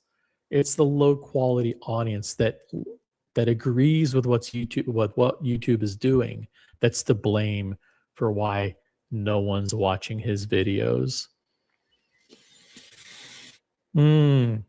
What is the fascination with twigs and berries? Really weird. I wonder. Action Packed, welcome to the channel. Become a member. Welcome to the chat. Let's see. On a platform, this is John D. On a platform designed to reduce barriers to entry, Andrew Morgan wants to erect barriers in the form of subscription-based content. Okay. Thank you very much. You'll find him in the brambles hunting for ripe twigs and berries. D Wood says this is downfall by hubris, not to be confused with hublot. This is downfall by hubris. He thinks it's about him. He's wearing a sweatshirt with his homemade, badly designed logo on it. It is a bad logo. It is an awful logo. But I think he knows that. It looks like, I don't know, it's a weird logo. It looks like an old car logo mixed with the yellow, like from the Metallica 72 logo. It's bad logo. So now it's not YouTube's fault. It's not only YouTube's fault for serving up garbage content, i.e. content that you want to watch, but now it's the viewers for lowering their standards. lowering their standards. So clearly truth has no value. The sickening reality is that YouTube is It's priming the sickening. platform for the most extreme, egregious content yet. I had imagined the rise of AI would spark war like in Terminator, but the reality is Pixar's WALL-E got it closer. I have no idea what he's talking about. Or like in Terminator, but the reality is Pixar's WALL-E got it closer.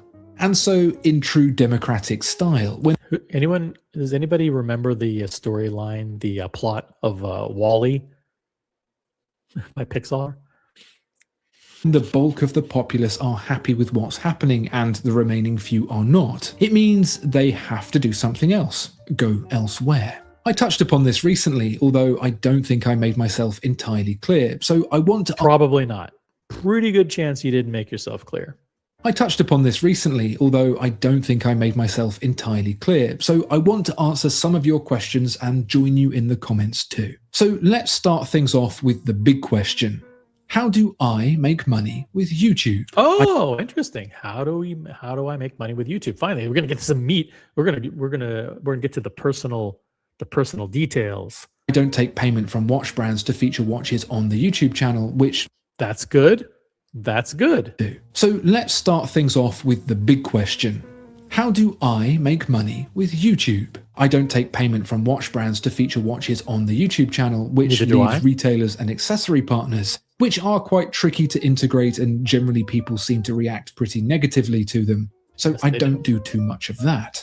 That leaves YouTube ad revenue, i.e. the money YouTube makes when YouTube ad revenue is nothing. You make zero from ad revenue from YouTube.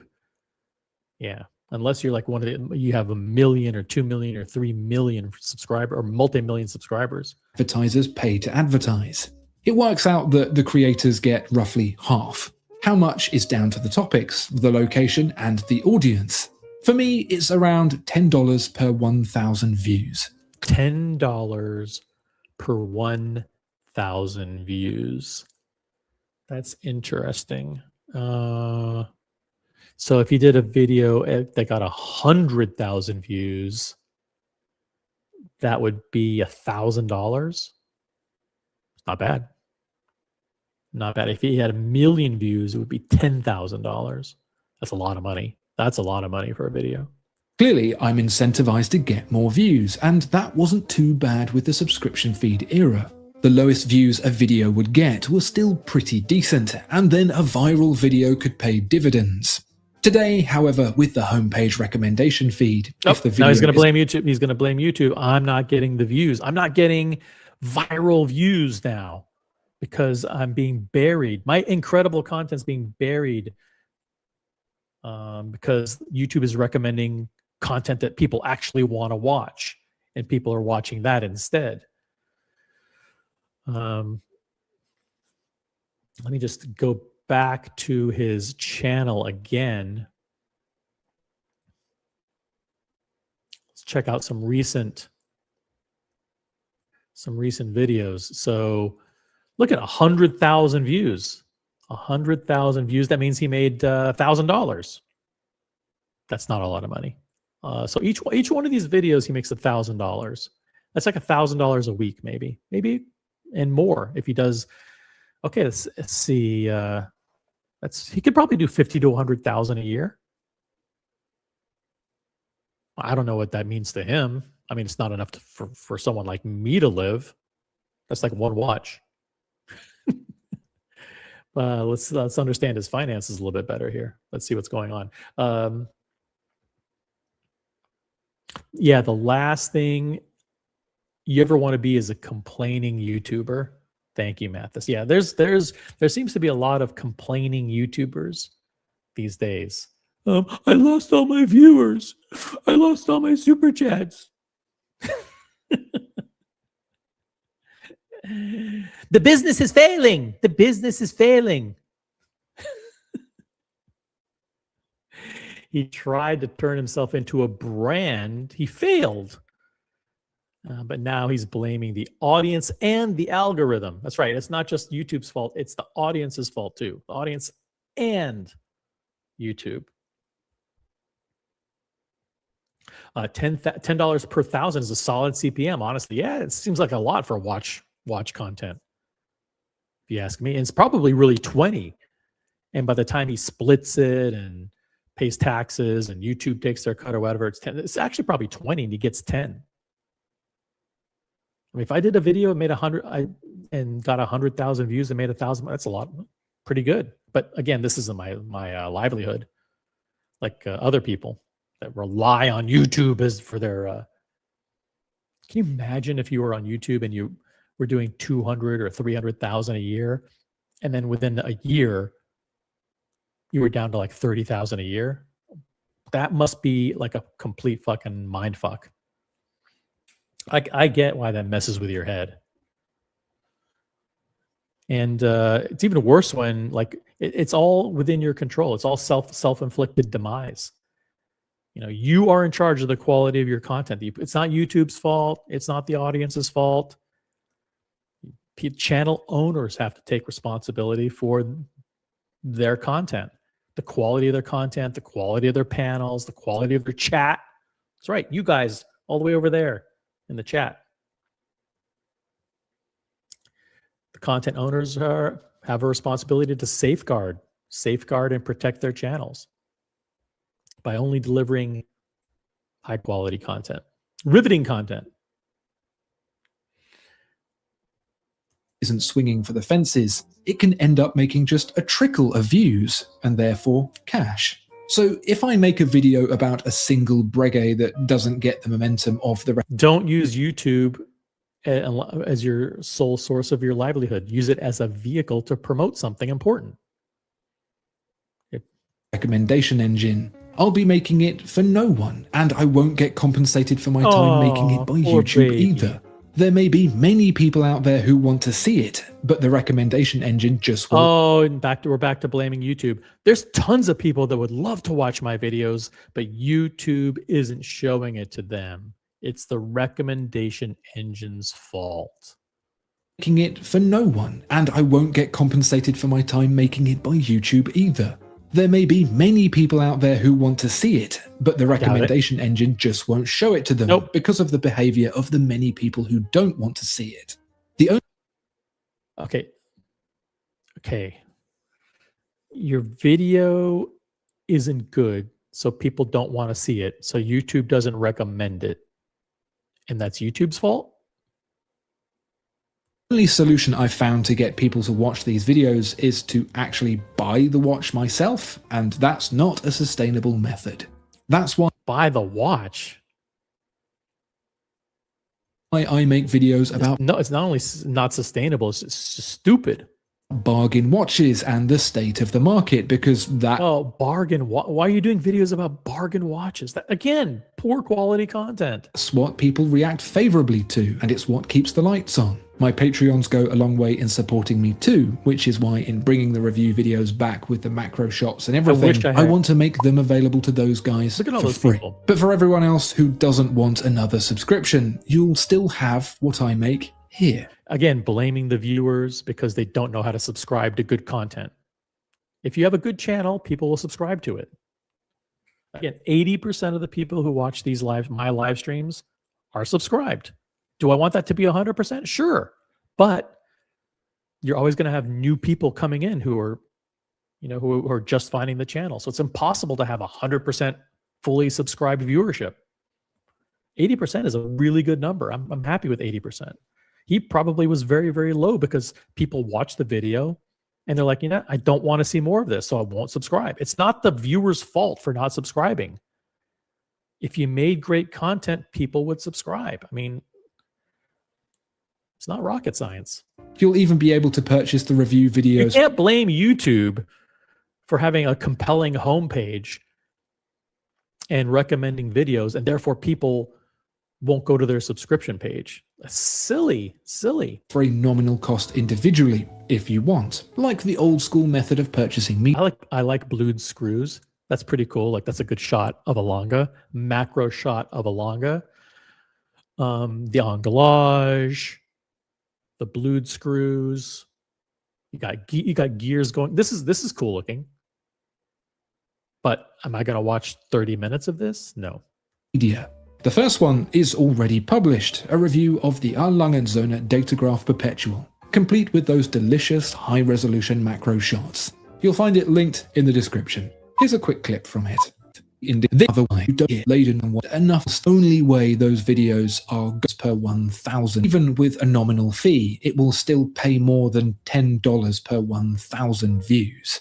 But it's the only way those videos are going to be able to exist. I'm not going to make them at great expense to myself for nobody to watch them. That's just madness. But if I can do it in a way that gives everyone the best of both worlds, then that's surely a win for everyone. No one goes home empty-handed. So like I'm going to try and find a way to distribute my videos to very, very few people, but make them pay a lot more for watching the videos. I don't think that's something that's going to work.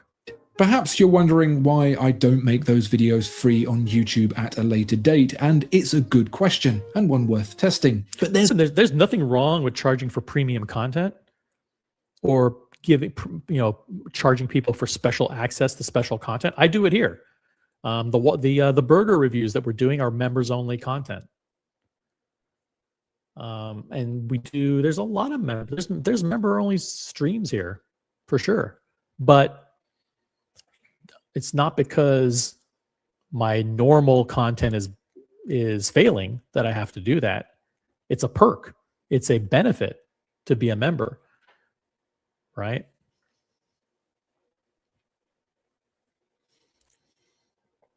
Another sting in the YouTube tail you need to understand yet. Whilst every video acts in isolation, the success or lack thereof of the previous video impacts how many impressions. That's YouTube showing the. So every time I put out a bad video, YouTube says, hey, these are bad videos. Nobody's watching them. So let's recommend the channel less. And that's YouTube's fault. Videos to viewers in the hope they'll click the next video gets to start off with. And it's like chutes and ladders. If a video does well, the next one gets an incremental gain. If a video does badly, the next one takes a hit right back down to the bottom. It's a cruel and unusual punishment for video. It's not cruel and unusual. That's supply and demand. That is the law of the jungle. That is survival of the fittest. You make good quality content consistently, you get rewarded. You make bad quality content consistently, you will get punished. Now listen, I have my problems with YouTube. YouTube, we all remember last year, YouTube allowed malicious trolls to take down the channel, with a absolutely unfair, review process and audit process. It was a disaster. So listen, I'm not 100% in favor of everything YouTube does. For the cut that YouTube takes of the content creators' revenue, they should do a better job at things like that. But this is not something where I find fault with YouTube. Listening to Andrew Morgan says, NR, welcome NR, whoever you are, subscribe. Please subscribe. Reward the high quality content with your subscription and then go to the subscription feed to check it out. God forbid. Or else you'll never find this channel again. Listening to Andrew Morgan talk is like sticking needles into my eyeballs. Guy talks in circles and riddles. Andrew, pay attention. This is why. This is why. We're just providing constructive commentary. Those that don't hit the engagement targets. And that means you need to target those engagement targets. And oh yes, YouTube very directly monitors what percentage of people click and view, and they feed that information back to you, the creator. If you're low, YouTube tells you. You're encouraged to update the title and thumbnail to make it more enticing. If you get the clicks, YouTube grants you more impressions to the subscribers who should already be getting to see your. Yeah, the thing is, like, you shouldn't have to. The watch space is very, very limited. The people who watch, the people who watch Tim Mosso get recommended my live stream.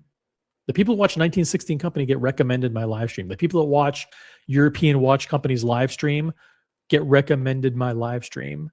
The people who watch Archie Luxury get recommended my live stream. People, like, it's a very small group. If he does good quality content, his channel will get recommended on a regular basis to people who watch other watch content. But if he's doing bad videos, or not bad video, but videos that people don't like and don't watch, and they don't subscribe to his channel, that's the only person to blame is him. You know, if people come visit my channel, they don't like the channel, then that's okay. But if they come and they like the channel, they stay, they subscribe, and they watch. It's really not any more difficult than that. Videos. I'll certainly give publishing these new old videos on YouTube a later date a try, but if it doesn't work, I won't be able to continue because of the negative impact to the channel overall. I also Oh man. Also saw a number of questions about why I think the videos no one watches on YouTube will be financially worthwhile making on another platform. And without the data, it's a good question to ask. The answer is a little more complex than the perception. That's the video. That is it. Andrew Morgan is leaving YouTube, and he's quitting YouTube. And that's it. Andrew Morgan is quitting YouTube.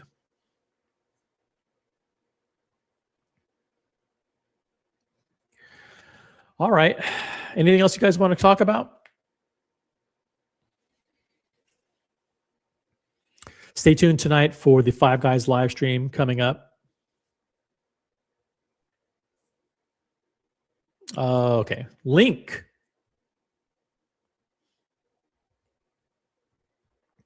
for Aussie Expat. Aussie Expat is everywhere. He's the most visible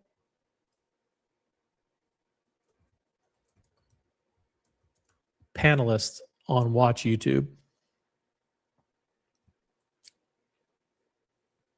All right. Who wants to hear the commentary and reaction feedback of Aussie Expat? There's the link.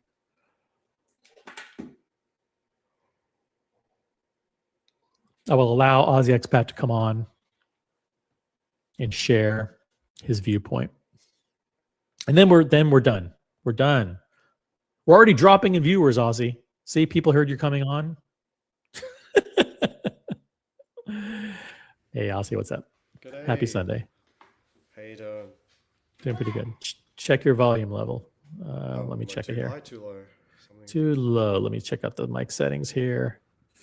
I just want this number to be 8. I normally try to set it to adjust, but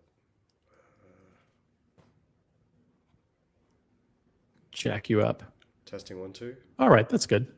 You guys can quick audio check in the chat. Let us know if you can hear Aussie. All right, what's your comment? What are your thoughts? He's leaving YouTube. It's YouTube's fault and it's the audience's fault. And you think he's right? It's a bit of a bait and switch. Yeah, I don't think he's leaving YouTube yet. I think the issue is basically around YouTube's channels. Like, what is a channel meant to be? How does it reward and punish creators? Like, there's a difference between making videos and making a channel, and they don't actually share the same goals, actually. So the main part that I think is important to recognize is that on a channel, you're very incentivized to make videos on a regular basis. Now, I'm not saying you can ignore that. I mean, you don't have to do that, but it will help. Mm-hmm. If you make videos on a regular basis and you keep making crowd-pleasing videos, like you want them to do progressively better, and YouTube will amplify that. They'll push it towards more viewers. But if you take a dip, then it will hurt the next video. So this is not so none of that has got to do with like the videos themselves. Like, that's just how the channel dynamics work.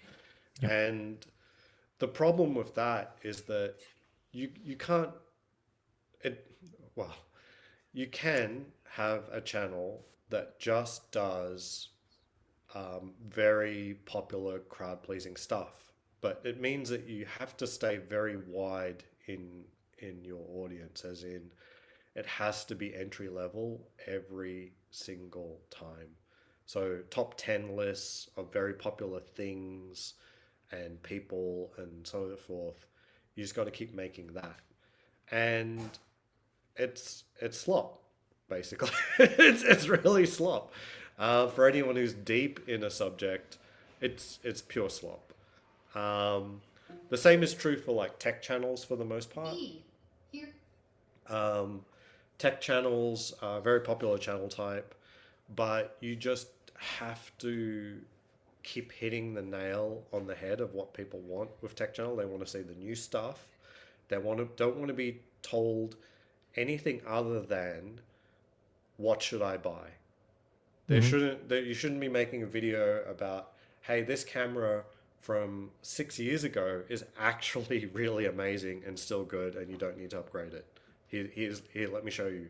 Like that video, despite requiring some insight and isn't just going to be a spec sheet, narrative, that'll get no interest at all. It'll tank your channel, and you could have just been doing slop.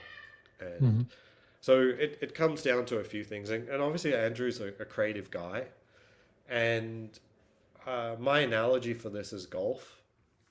I think I mentioned it earlier, but in golf, if you're worried about the score, then you have to stop worrying about your shots. And I don't mean play badly. What I mean is, like, you roll up to a shot that's 100 yards out, and you're like, let me pick the pitching wedge or the approach wedge probably, and let me try nail it right next to the pin. But it's not a very safe shot because the pin is all the way over on the left, and it's not a high percentage shot, but you're going to go for it because it's going to feel good hitting that shot, but that's not how you would manage trying to get a good score overall. Overall, you would say, I've got a good chance to make par here. Yeah, it'd be a long birdie putt, but there's still a chance of that. Why am I trying to create a birdie from this low percentage shot? So with YouTube, it really wants you to play the long game, and each individual video has to feel like shit. Like there'll be no real, like you got to do the clickbait, you got to do the topic that you've covered 50 times before. You try spin it another way, and that's what creating a successful YouTube channel is about. And creating a successful channel is the highest likelihood way of getting money. Ultimately, like one viral video is not going to be sustainable, but I mean, he has the fundamentals down. Like he obviously has either he himself or he has some person who's a Photoshop person, who's doing these thumbnails. They all have a consistent look and theme. So from a branding perspective, it's there. He has the big face, the big face going, or whatever you're supposed to do. I just he has frequency. If you can see, it's not like he does one video a month. He is actually frequent, yeah. Which is it's very he has frequency. I think it's the topics. I mean, it could it's a combination of it's the topics and his he has to. Yeah, you're right. He does have a channel in there that is successful, but he doesn't want to do those. He has a successful successful infrastructure in place. I think it's a combination of the topics and what he considers to be his competitive advantage or his differentiator is like, I'm an author, I'm a storyteller, I like metaphors, I like analogies, I like writing the scripts for the videos and coming up with ideas for them and putting them into a story. That's actually, may sound a little bit harsh, but that's actually his weakness. It's the part that he loves and he thinks he's great at, but the audience doesn't connect with it. That's exactly what I'm saying about like my golf analogy. Like you want to be able to hit the superstar, memorable shots. Like you want to do the thing that you actually like I know. on Yeah, on he a more wants, and focused basis. But it may not be what gets you the low score in the end. It might not be what actually I know. delivers the goal that you have to ask yourself, do you care about it? Is what's happening. I mean, so his strategy is going to be he'll do the quality videos that he wants, but he'll put it onto Patreon, and he'll do the slop for his main channel, and that way he'll get what he wants. As in he plays the long game with the channel, and he makes the videos that he likes, and hopefully gets enough money to continue Yeah, doing them via Patreon. that's I think not. the other question, like he answers, like why not just put the quality videos in another channel, and they'll basically have terrible channel stats. Um, there'll be zero money in it. There's no money in that. So yeah, Yeah, the he's thing the thing that he's not realizing, he's playing kind of the short game. The long game with YouTube, and this is not a game that I'm doing, but a lot of people have done this successfully. Is you start off doing content that you love, it connects with people, you start to have a mass audience or a mass following, and then the opportunity for you to monetize your audience and your personality materializes somehow. Some kind of business opportunity arises where you have the opportunity to dramatically pivot from a business perspective and leverage all the hard work that you built, that you did building a YouTube channel and an audience and whatever. So, case in point, Teddy Baldassar. He started doing watch videos. People liked his watch videos. He's a clean cut guy. He's a corporate guy, and then he found this opportunity to listen. I'm going to buy this online retailer. So he got venture capital money. He bought the online retailer. He has 30. He's an authorized dealer for 30 brands, and then of course he famously branched out and has his own physical retail store, which he just moved into a new location that's 4,000 square feet. He's leveraging the personality that he built in social media to sell watches.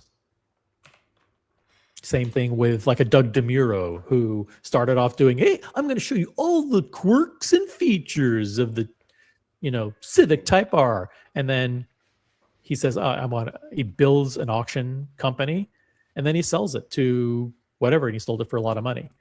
So that's the part that you're not going to have happen if you say, listen, I just want to create content and I'll do it on Patreon to like 40 people. Mhm. You never be able, those opportunities will never materialize.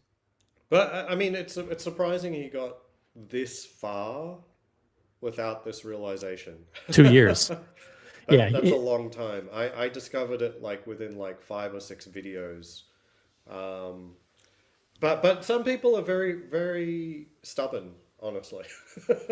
And this is not a new thing. This is definitely pre-COVID YouTube, like this behavior. Yeah. So I had a friend, the channel is Gemini Connect. You can pull it up.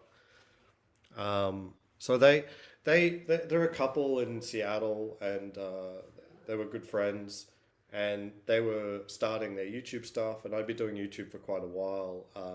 But I know that I wasn't trying to be successful at YouTube. I just do whatever I feel like. But I know what I'm giving up and what you have to do. And so they did this. They did camera gear reviews basically, and then they were also putting in videos of their travel, like their travel videos, hoping it'd be interesting. Now, back in the day, I thought about doing travel videos, but this was like 2011, 12 was when I was doing, and I was in Southeast Asia, so it could have been interesting, but I decided it was too painful. It was yuck. I didn't like I didn't like doing it. I wasn't enjoying making it. My business at the time was making mobile apps, and that was going to be more fruitful than making my time in Southeast Asia more painful by trying to record all of it. But they were trying to put in their travel videos into their YouTube channel as well, and I told them, do not do that. Absolutely, do not do that. The problem is that some people will like it, some people won't. You're splitting your channel up.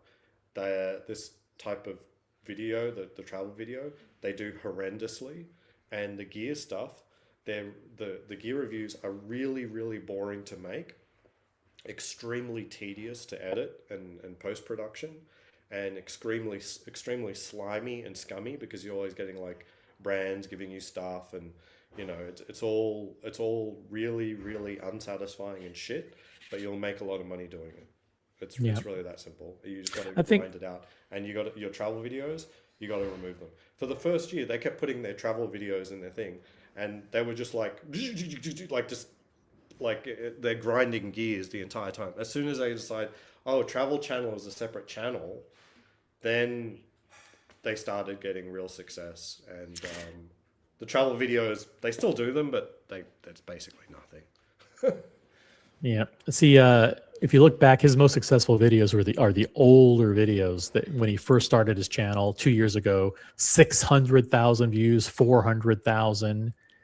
Those are big numbers, 400, 300. And then if I sort this by the latest, then you can see like they've gone down to all of them are under 100,000. Well, I was going through his views, and they're sort of hovering between the lowest in the 70s, popping up to like 140-ish. And he does a video every week, and that means he's on average getting, effectively $1,000 per video per week, $4,000. I thought that's pretty good, but he's obviously seen more success than that, and he does need to pivot. So he's still correct to take action, and if he just focuses on the slop, he'll have more success. I don't know if this is accurate or not, but this is Social Blade, which monitors financial performance of YouTubers. He started his channel way back in 2012, but he only really started doing videos when he separated from Watchfinder 2 years ago. 322,000 subscribers. Look, his yearly estimated earnings $2,000. $2,000. I mean, that's like, if this is accurate, that's really bad. Look, I mean, if you got 100,000 and it's 100 times 10, that's $1,000. Yeah, that should be right. I think the issue is Social Blade doesn't know the CPM that he's getting. And, exactly. Yeah. As I said, so CPM is cost per mile, which doesn't mean anything as well. What it means is how much money you get per 1,000 views. Cost per 1,000 impressions, basically. Yeah. Yeah. And all right. $10 is actually pretty good. It's pretty good. Now, I don't know what other YouTubers are getting, blah, blah, blah, but he's doing pretty good. All right. Well, listen, thanks for jumping on. I just wanted to cover this quick topic. Breaking news, Andrew Morgan is leaving YouTube. I don't think anybody will care.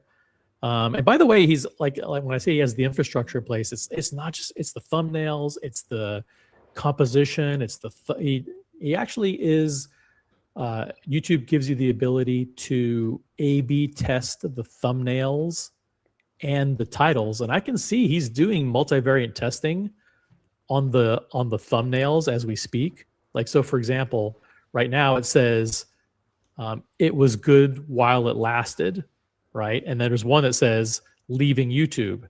And then there's one that says quitting YouTube. So he's multivariant testing his thumbnails to see which ones work.